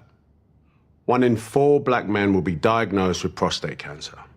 1 in 12 black men will die from prostate cancer disease. 1 in 12. That could be your dad, even your older brother, uncle, or grandfather. You need to make sure they are not embarrassed to speak to you or their doctor about it. Hey, Dad, have you had your prostate checked out? See? How hard is that? It's easy. Just start the conversation.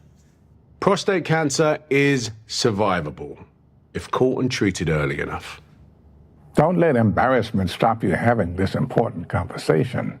You may save someone's life. Not just your own.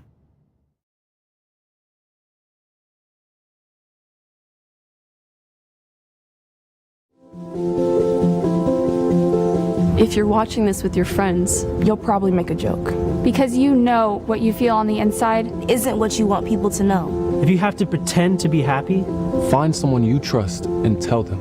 If you get mad at things and you don't know why, or have thoughts about hurting yourself, find someone you trust and tell them. You are never alone when you share. Seriously, people care about you. It's okay to not understand what you're feeling. And it's easy to think that you're all alone. But you don't have to be. You're never alone when you share. Don't be ashamed to tell someone you trust what you're feeling. You're not alone. You are not alone. Find someone you trust and tell them. Tell a parent. Tell a teacher.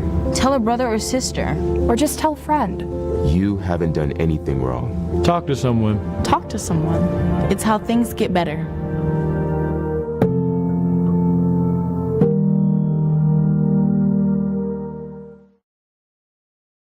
Gentlemen, I've got some bad news and some good news. Okay, the bad news is that your chances of getting prostate cancer are now just 7 to 1. In fact, prostate cancer is killing 1 man every single hour of the day in this country. Imagine that, 1 every hour of the day. But the good news is, we're forming a team to stop that clock. Men United. It's time men united together to fight prostate cancer, the way women have united against breast cancer. We need to get together and find a cure, as well as better ways to care for the 250,000 prostate cancer sufferers out there. Please, get on side and join us in the fight. Men United versus prostate cancer. We can win this.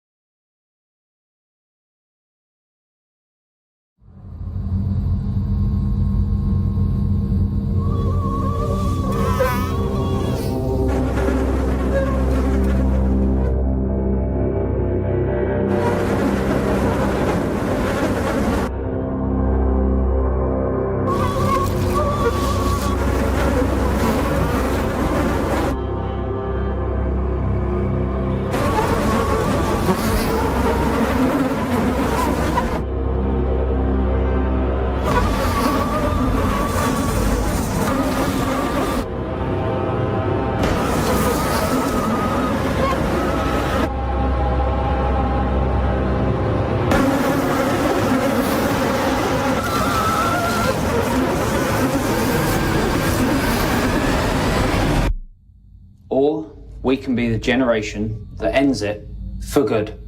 Malaria must die, so millions can live.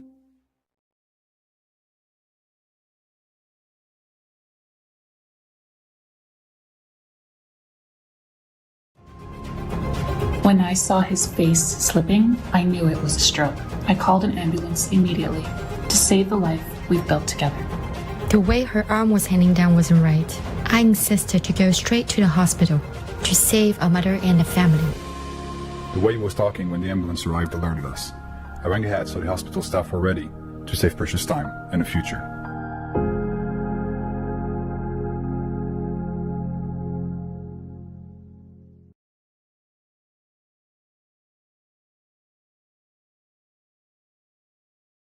Okay, next one. Sit down. Look to camera. This is what it looks like to be exceptional, to stand out from the crowd, to make history. But what if women didn't have to be exceptional? What if they didn't have to be the first, the best, or the only woman? What if being a female engineer wasn't remarkable? What if women and men could compete as equals?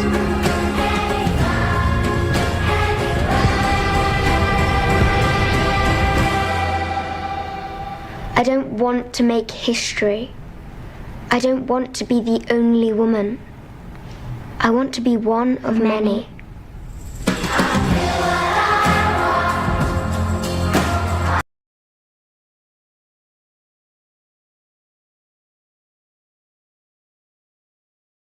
Only a father can understand.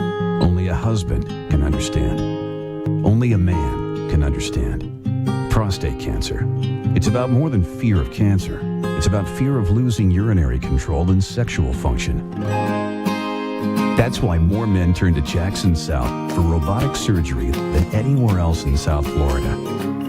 Get the facts at jacksonprostatefacts.org. Miracles made daily.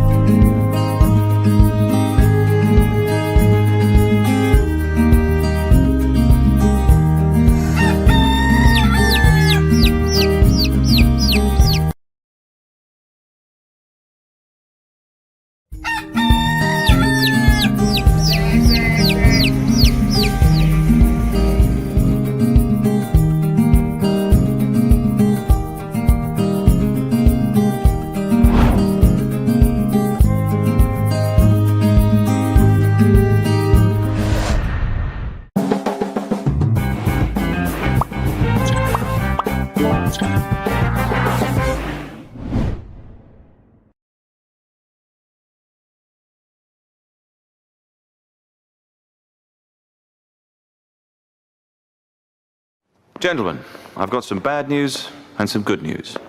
Okay, the bad news is that your chances of getting prostate cancer are now just 7 to 1. In fact, prostate cancer is killing one man every single hour of the day in this country. Imagine that, one every hour of the day. But the good news is, we're forming a team to stop that clock. Men United. It's time men united together to fight prostate cancer, the way women have united against breast cancer. We need to get together and find a cure, as well as better ways to care for the 250,000 prostate cancer sufferers out there. Please, get on side and join us in the fight. Men United versus prostate cancer. We can win this.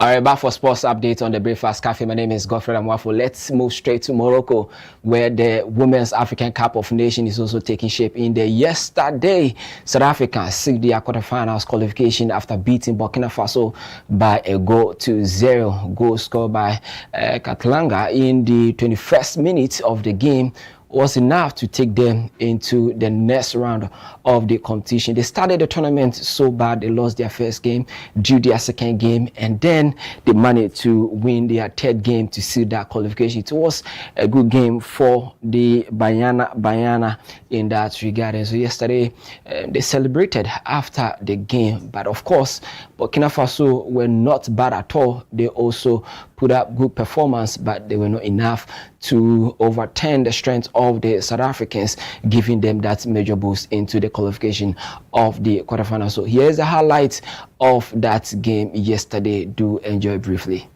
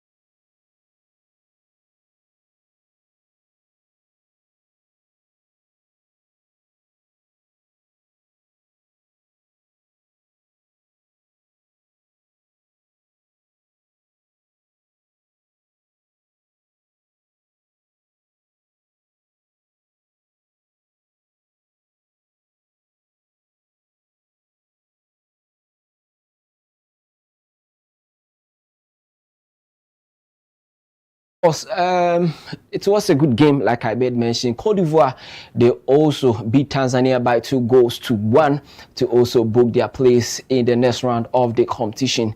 It was another beautiful game from the Ivorians, making sure that they left no stone unturned in their game against Tanzania. Tanzania, of course, into this competition, tried their very best to make a mark, but of course, Ivory Coast were too heavy for them. They suffered that 2-1 defeat in their hands. As you enjoyed that highlights, let me tell you that today we're going to have Malawi and Zambia that will be playing their last match in the group. Then Egypt and Zambia will also rock on. This game particularly is going to be a blockbuster. If you look at what Zambia has been doing in the ongoing tournament, it will be interesting to see that game. Egypt and Nigeria, that will be for today, and then Malawi and then Zambia. Malawi and Zambia. We saw Malawi, they beat Nigeria in their first game. They went ahead to beat Egypt, and so I don't know how they are going to handle Zambia. Zambia, of course, lost to Nigeria in their second game, as Nigeria lost in their first game against Malawi. So it looks a bit dicey. We saw that performance, beautiful performance from Zambia when they beat Egypt by 6-0. So we thought that against Nigeria, they were also going to pick up, the maximum 3 points. It didn't happen. Nigeria beat them by 0-0, even though they were down by one woman. They played 10 against 11, but they managed to beat them. So these two games are going to be interesting tonight. Don't forget that because it is the last game of the group stage, they are played at the same time, that is 8 p.m. And so you either watch Malawi, Zambia, or Egypt, Nigeria, wherever your interest is. That will be what you will be focusing on. But then let's talk about the Glasgow that it happened in Scotland. There are reports that several athletes have disappeared after competing in the Commonwealth Games in Glasgow, failing to return home with the rest of their teams. So a lot of the countries or the athletes that actually partook in the competition are not returning. Some are running away. Police Scotland said it has received reports of various athletes unaccounted for in the aftermath of the games, which concluded on Sunday. Now, the sports website NBS Sports said 4 members of the Ugandan boxing squad had not turned up to fly home. So 4 people from Uganda are not going home.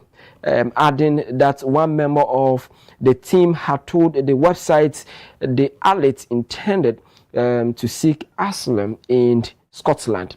Now, Pakistan today also reports that the boxer Kudrantula had not joined the rest of his teammates in flying home to Pakistan, and that has not found in his room when officials went to search for him.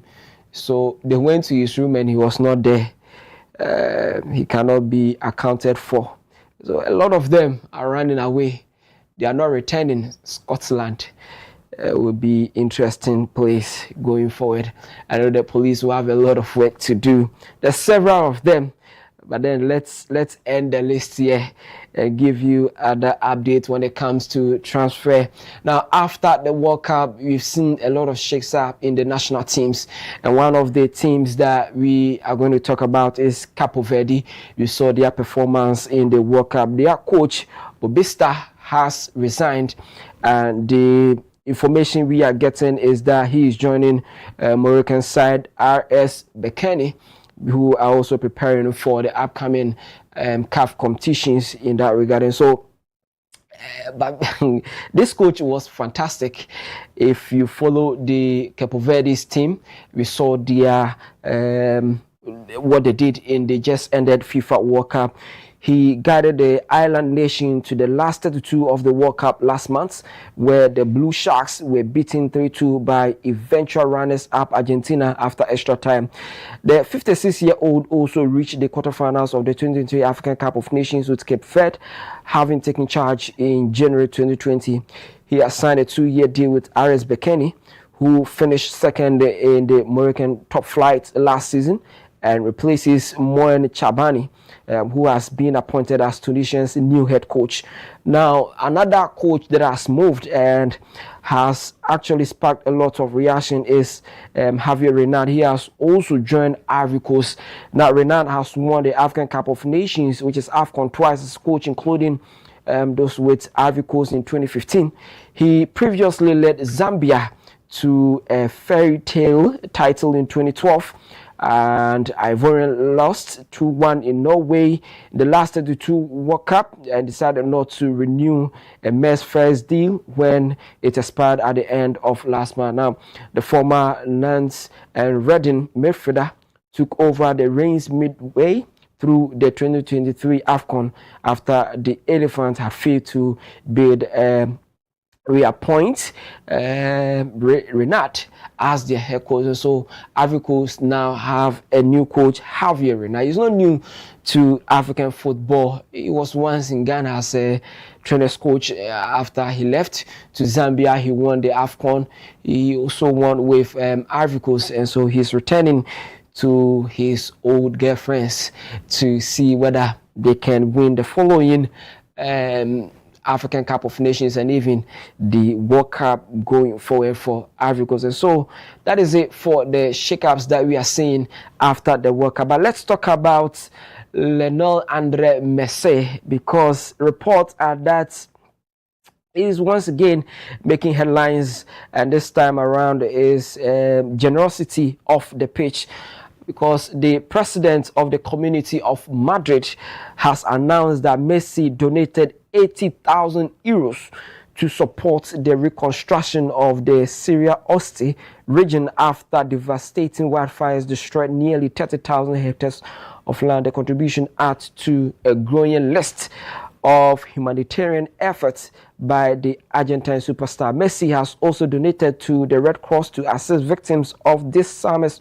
wildfire across Spain, supported recovery efforts following the Valencia Dana floods, and contributed 500,000 euros to Argentina's GAN Foundation, alongside numerous donations to children's cancer projects and hospitals through his foundation. He has also extended support to victims of Venezuela earthquakes, with his wife Antonella also joining him to do that donation. So Lionel Messi is not only providing assist on the field of play, he's assisting victims and also humans who actually need them in dire situation. And so he and his wife are doing this to support the people of Madrid, going ahead to also help those in Venezuela and all that. And so if you say a prayer, say some for Messi to get more resources to continue to bless others with this generosity of his. Is not only on the field of play, he's touching life outside the field of play. And this is where you draw the curtains on sports. My name is Godfred Amwafo.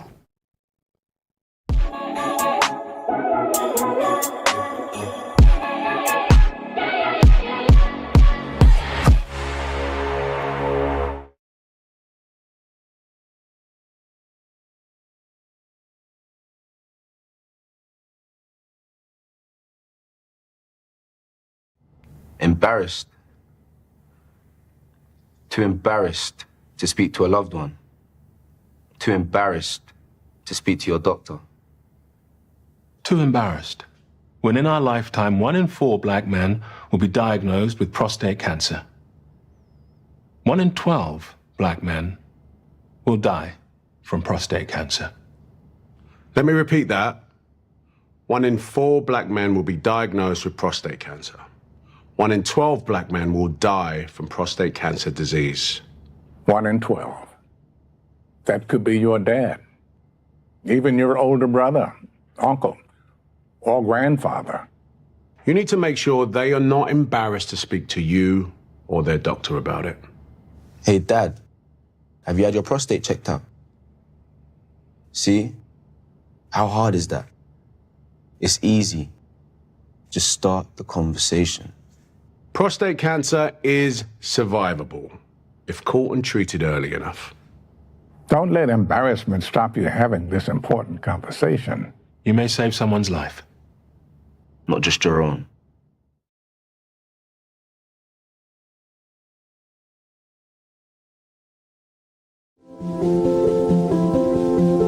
If you're watching this with your friends, you'll probably make a joke.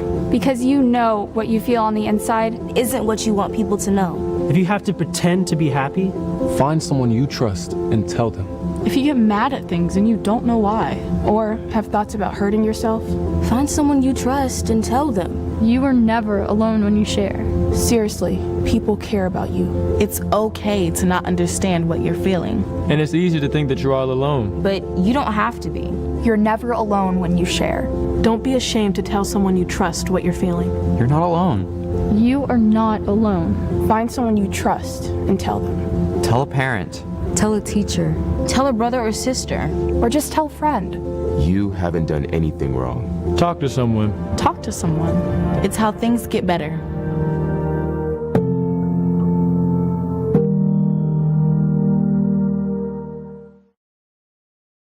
Okay, next one. Sit down. Look to camera. This is what it looks like to be exceptional, to stand out from the crowd, to make history. But what if women didn't have to be exceptional? What if they didn't have to be the first, the best, or the only woman? What if being a female engineer wasn't remarkable? What if women and men could compete as equals?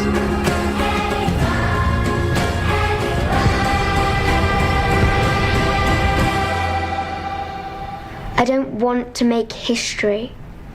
I don't want to be the only woman. I want to be one of many.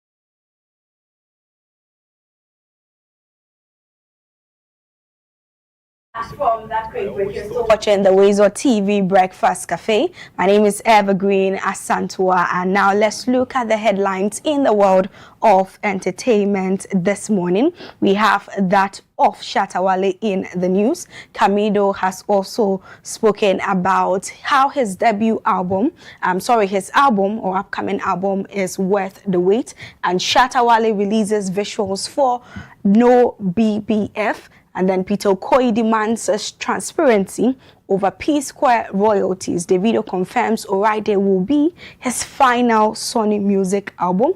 And then finally, Ariana Grande says break from Spotlight was planned.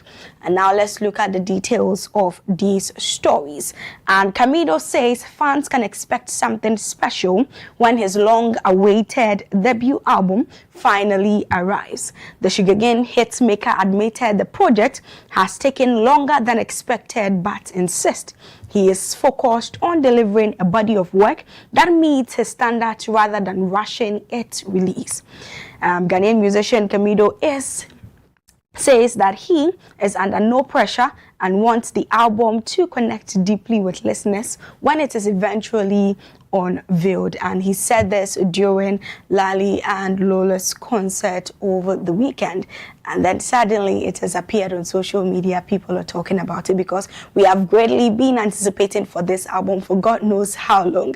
Earlier this year, he told us that he was going to give us the album. It didn't come somewhere last year, and then that was actually when it started. But he says that, you know how they say patience moves mountains. So it is worth the wait, and we are all greatly anticipating for that. So you make sure that if you love Camido, you're also going to mark your calendars. When the date is finally out, I'll do well to bring that to your notice. Now let's talk about Shatta Wale. And of course, we are not here to talk about Shatta first, but he has released the official music video for No BBF, which means No Bomboclat Friend, one of the standout tracks from his African King, African Dancehall album. Directed by Ashok Videos, the visuals features luxury settings, energetic dance scenes, and bold imagery that complements the song's message of resilience, self-belief, and staying loyal to a trusted circle. The video is now available on Shatta Wale's official YouTube channel. So if you want to watch No Bomboclat Friend, it means that you would have to hop on to Shatta Wale's YouTube channel to watch the entire video. It is absolutely cinematic, absolutely amazing. I love how Ghanaian musicians are so intentional, very, very intentional about their storytelling when it comes to creating music videos, even the promotion bit. Let me not even mention names. Let's just focus on that of Shatta Wale. And I mean, he has been doing well with that. So that is the update. The album itself was released on the 17th of July, 2026 earlier We are in a new month, which is August, of course, so that was last month. And then there's a video from that album, which is one of the songs. So you should go and listen to the song. Now, let's look at some news speculating on social media. Let me not even talk about speculations, but this is a fight between two brothers, two twins, people that we never saw separate. And you know, some things you can't even dream of, but this is reality. This is happening to us. But let me give you the details first, that I can tell you what I think about this news. And Nigerian singer Peter Okoye, popularly known as Mr. P, is demanding answers over the management of P Square's music royalties. He alleges that millions of dollars in royalties were diverted through a separate company linked to his elder brother and former manager Jude Okoye, who has denied any wrongdoing. The dispute is now before a federal high court in Lagos as legal proceedings continue.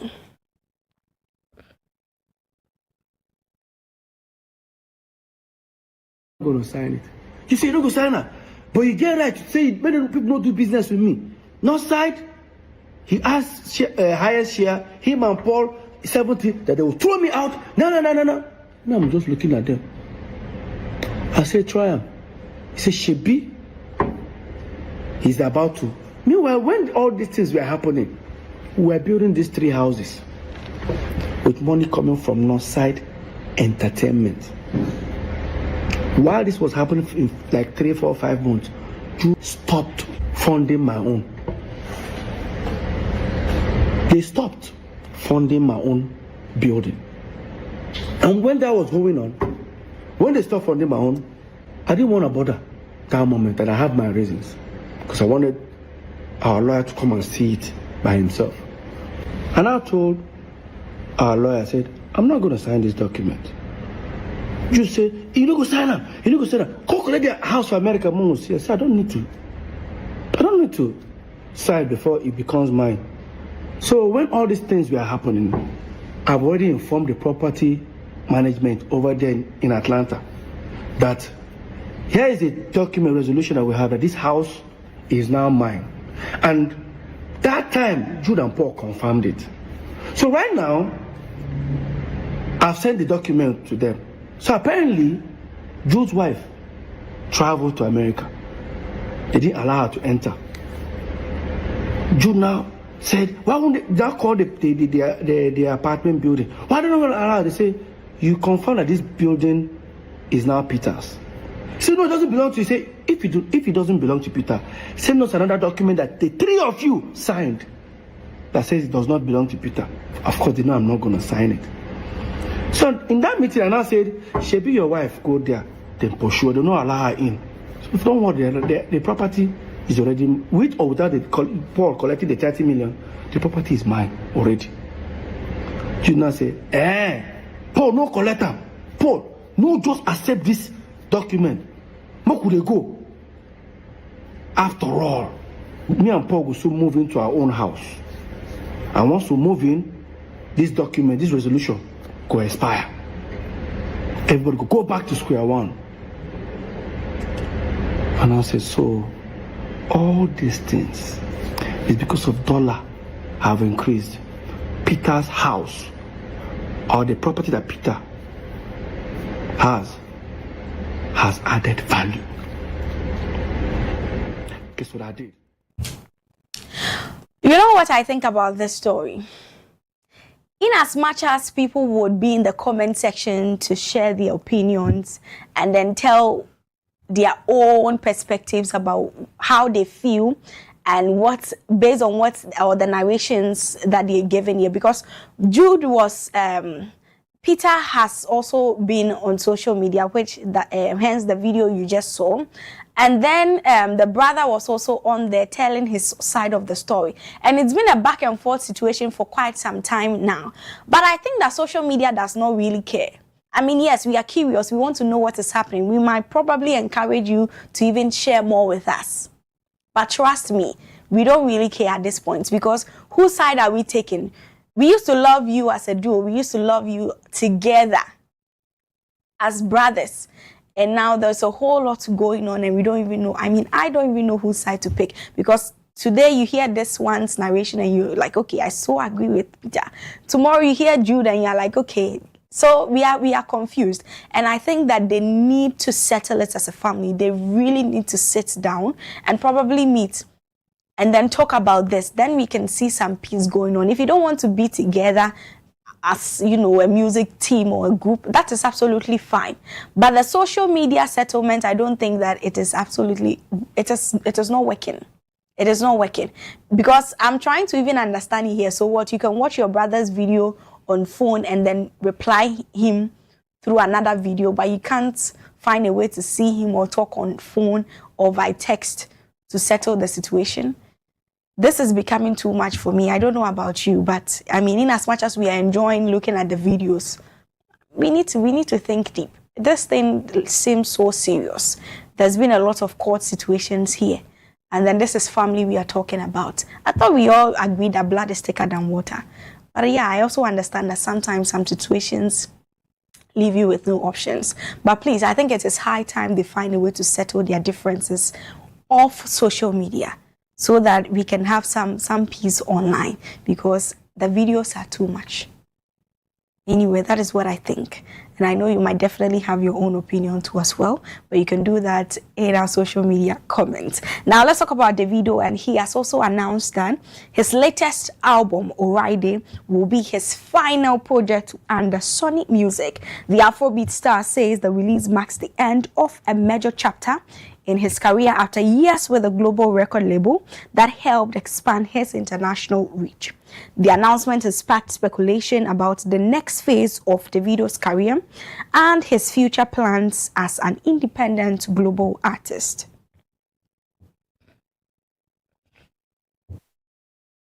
The album, yes, and like, first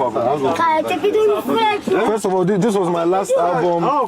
This was my last album with Sony, so I really wanted to put like musically my all into it. You know, it was not that many songs, but I feel like the amount of the 13 songs was okay, because now attention span is like this. I swear, you know what I'm saying? Even like once you do it, so I mean with the album, yes, and like, first of all, this was my last album. This was my last album with Sony, so I really wanted to put like musically my all into it. You know, it was not that many songs, but I feel like the amount of the 13 songs was okay, because now attention span is like this. I swear, you know what I'm saying? Even like once you do it, so I mean with the album. So yes, that is Davido and Café on there, and this is a conversation between the two people. This was, you know, the live stream. Lately, Twitch has also become like a big deal in the industry. So if you want to watch your favorite streamer, it means that you have to probably be on that app. Anyway, we are not here to talk about that. So Davido has been with Sony since 2016. So knowing and hearing him say that he's leaving this record, I mean, it feels so real, right? And it feels some type of way, but he knows what's best for him. He's been with them for years, and they've been a good team. Sometimes people join record labels and distribution companies, and we hear a lot of issues back and forth. But I think that they've done well. They've done well as a team, if I should put it that way.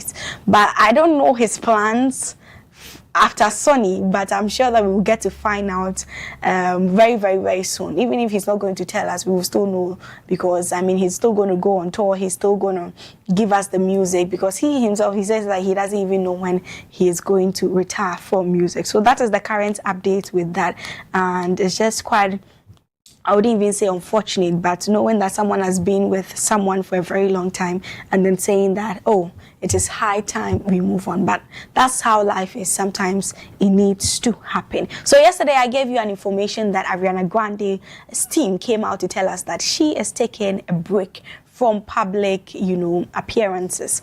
And then, yes, she herself, she's out. She's clarified that at her Chicago concert, because I told you that she's still on tour, but when the tour ends somewhere in September, she is not going to be in our faces as often as we're seeing here. So she says that her decision to step back from public life was carefully planned and not a reaction to recent public scrutiny.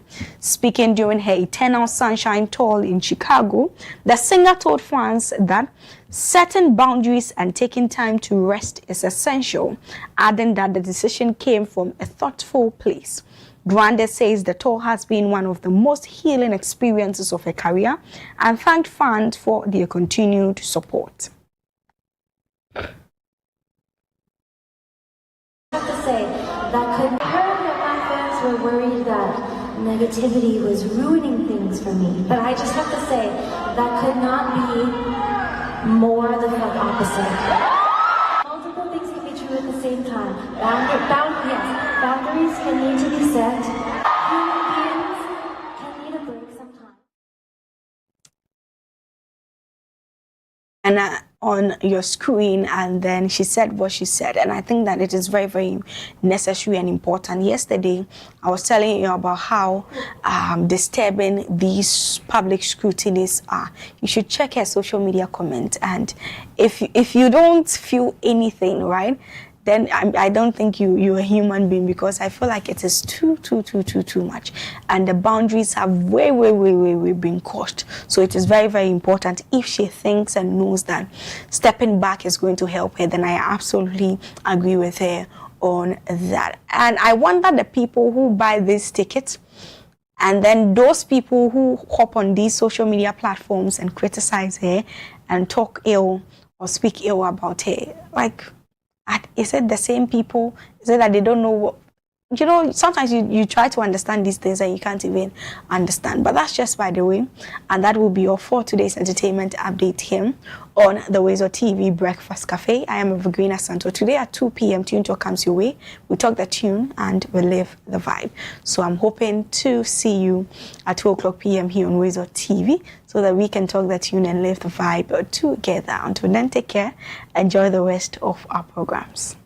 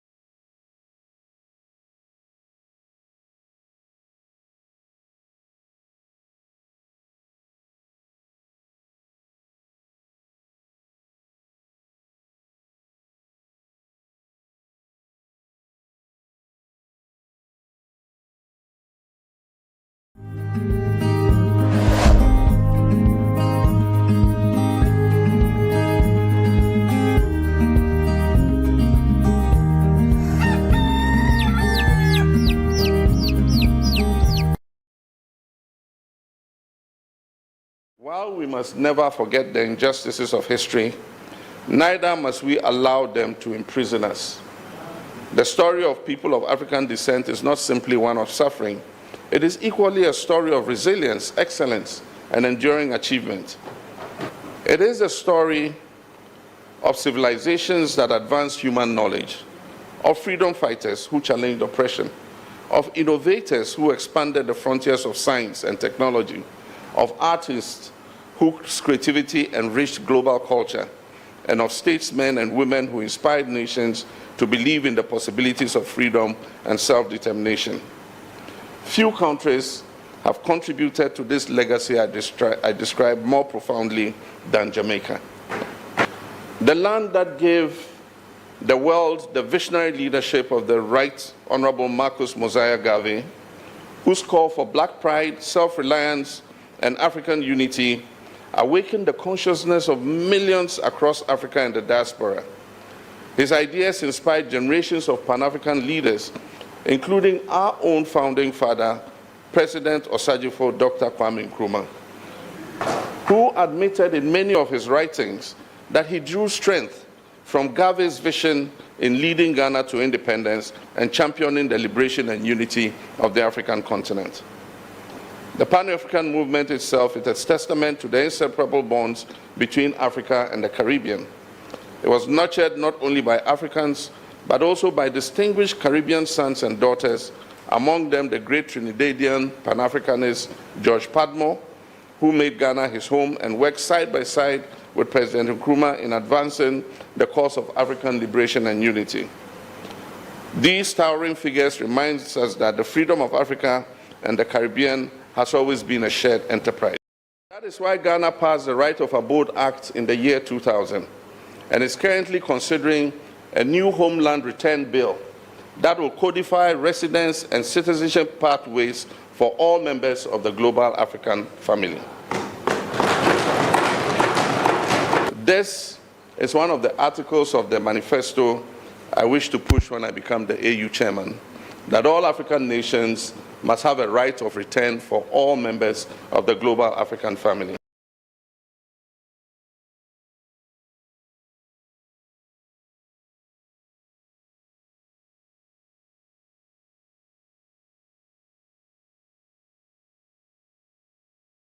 Thank you to Godfred and also Asantua for bringing us update and sports respectively. But it's time we wrap up the conversation. We just dropped the video of the president in Jamaica as well. Godfred and Karen, they still here. Guys, let's wrap up. But beyond all that, we heard the president see, and of course he laid a wreath at the tomb of Marcus Garvey. And I mean, when you talk about Marcus Garvey, it's not top. For the history students and those who have read wide, they will understand who and what Marcus Garvey reminds the African continent for the relationship he's had even with Dr. Kwame Nkrumah and a few other prominent African leaders as well. When it comes to the freedom and then the independence struggle, I mean, you can never write off Marcus Garvey. And for me, I think I listened to a line in one of Stonebwoy's song, and he gave more appellations to Marcus Garvey. He was a great man. Yeah. 1987 to 1940.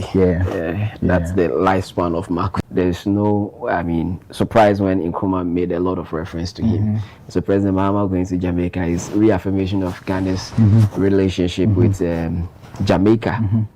I've listened to some black Americans who were trying to give history about Jamaica, the name Jamaica. And what did they say? I'm not confident whether it is true or not. Say that, I mean, how they coined the tree name. I think I heard this one too. Was the main coin to Jamaica? That's that, you know. Because it's an island that probably they were shipping some Africans there to dress them onward sails to the Western countries and all that. So that's why we find a lot of blacks in there. They all have their route to Africa. So President Mahama says that Ghana will support they are also laying. I mean, recently we sent some troops there. Is it what's the infantry? What's their name? Something infantry, right? They went to help with the reconstruction. After engineers. The regiment. Yes. And President Obama said they were not even willing to come back. They wanted to stay. Because Jamaica is a place I would want to go. As part of the. I mean, the roots are there, and to top it all, our president fully represented the Nyabingi group. Hey, yeah, man. Nyabingi, Rastafari. I think he added the Rastafari too.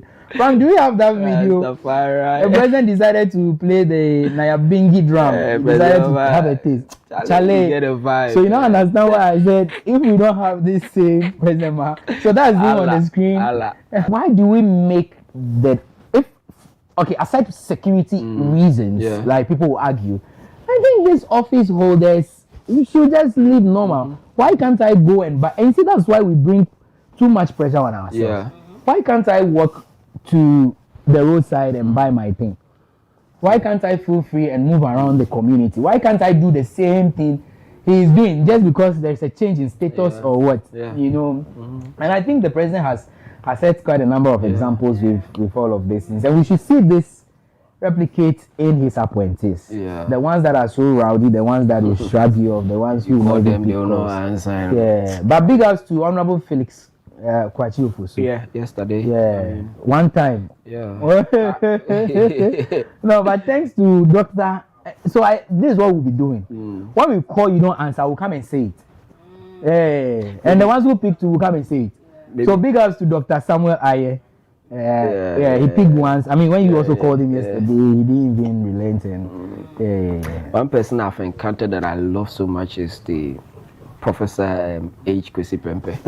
Very simple and humble, right? When you text him, you were with him, You text him, yes. So what? It's not anything. Charlie. But there are people. No, guys. This is saying, so don't you? See, if you want to make time, you make time. It's as simple as ABC. It's as simple as it. And these are the people who will not come and support. You don't pick my call when the problem can. You want me to come and sit here and do chobo. I'll not do the chobo for you. Chobo. Okay, so I think Godfrey, so we don't lose the importance of what we displayed earlier. Key takeaways from President's visit. Mohammed's visit was not only about commemorating history, but also building a practical partnership for economic growth, stronger diplomatic ties, and united voice on global issues affecting Africa and the Caribbean. So, he says that he's trying to extend AFTA to include the Caribbean. So that's a big dream. Very big dream. Whoa. I mean, looking at our African continent and extending it to the Caribbean. Charlie. So that's what he wants to do. He's also supporting Jamaicans. They also want to petition King Charles on reparations. So he says Ghana will support. And I don't know why it's taking long because they have also been affected largely. So I mean, this has been long in coming. Let them add their voice to it, and then we see how it goes. Just a quick one before we even go. Today is the birthday of a big man as well. We have barely 5 minutes to go, but let me just run through some of the key highlights. Tomorrow, maybe when we can, we still run through as well.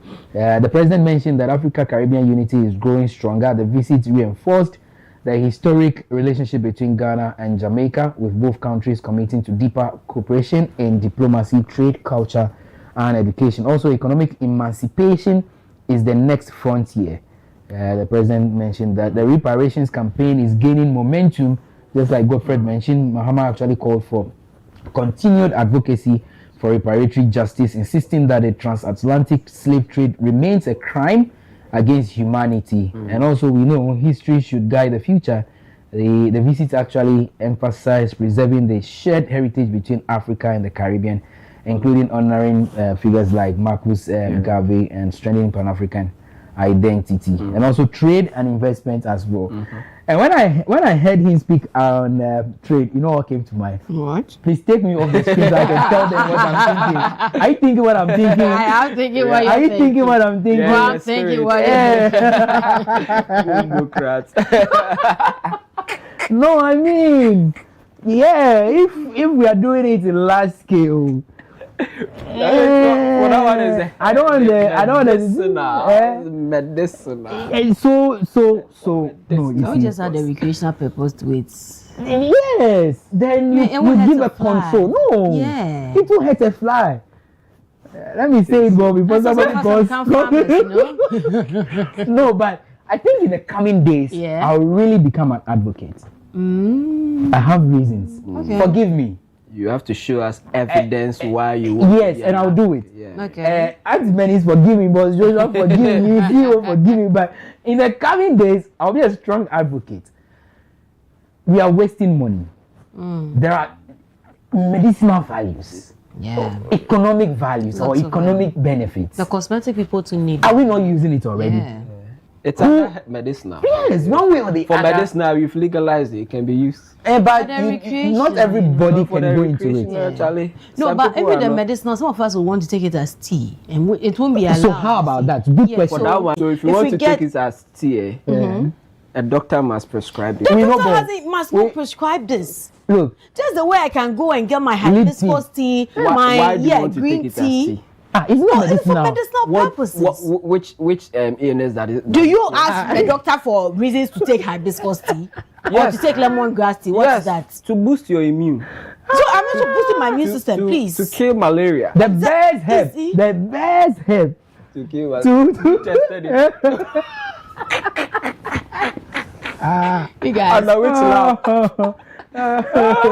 and I see the police now come enter the bush or the forest and they are burning the bush and I'm like, oh, money is going. The money is going.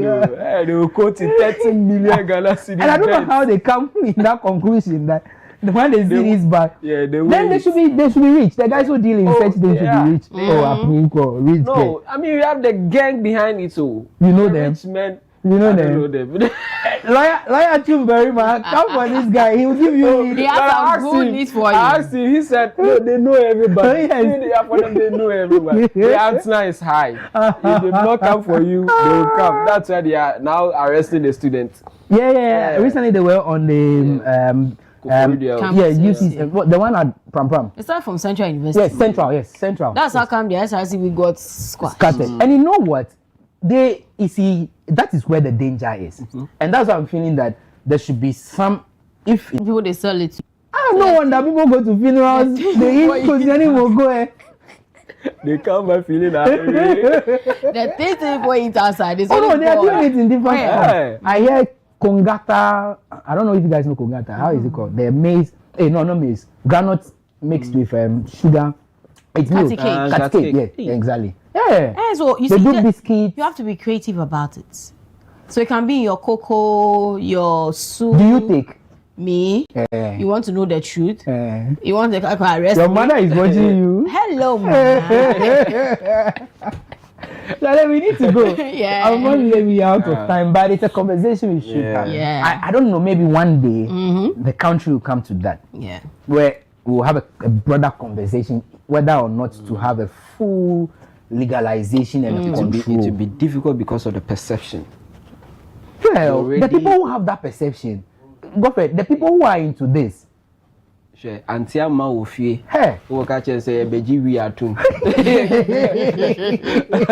You know, so let me spill this. So there was, when I was in a farmer, there was a man who used to plant the cannabis across the river. So he wasn't doing it in the town. So you can't chase him. Across the river. By the time you come, he's gone. How you getting there? So one time he brought the leaf. It was like, ganja, it's the ganja. And I told my mother, oh, this man does this. My mother said I shouldn't mingle with him. If he's particular and he agrees, we shouldn't use him. I'm like, Maba. So that's the conception. Oh, master. People's conception. He's a very good friend. And it's very difficult to regulate something that is already existing. Yeah, so this has years of misconception. It's going to take a long time, though. It might not even materialize. But for you to change the people's mind to, because in a certain community, someone has gone mad. Supposedly associated with that. Akoshi we about them. Yeah. which parents will allow that this. I feel you. Yeah, so it will take time, and we might not even get there. So that's why she there, be like she calm down small. Then take they do other things. Bread. Walls and sins. What? Yeah, belly walls. You know the ice cream with the stickings. This guy. You are scaring me now. I don't know anything. Let's go out. You there? Ice cream. One weekend when I'm in my element, I want to go out. Which part? We'll go out. Out. No, we'll just out and about. Out. I'll show you things. Okay. So this. Oh, really? Yeah. Oh, I didn't know about the ice cream one. You see, I know about the hibiscus. Yeah, I know ice kinky. Yeah. Charlie? No, but back in high school, I know people do it with shito.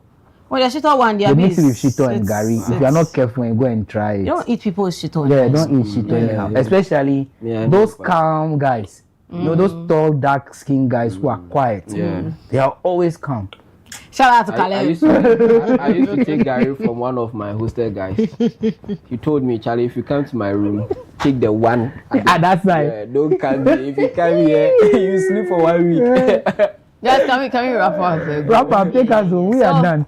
We didn't have the AI conversation. Yeah, so we're gonna tomorrow morning. Yeah, that'll be our first. Yes, very important. Yes. So thank you so much for joining us. Please, if you know you are lacing things for people's children, beware.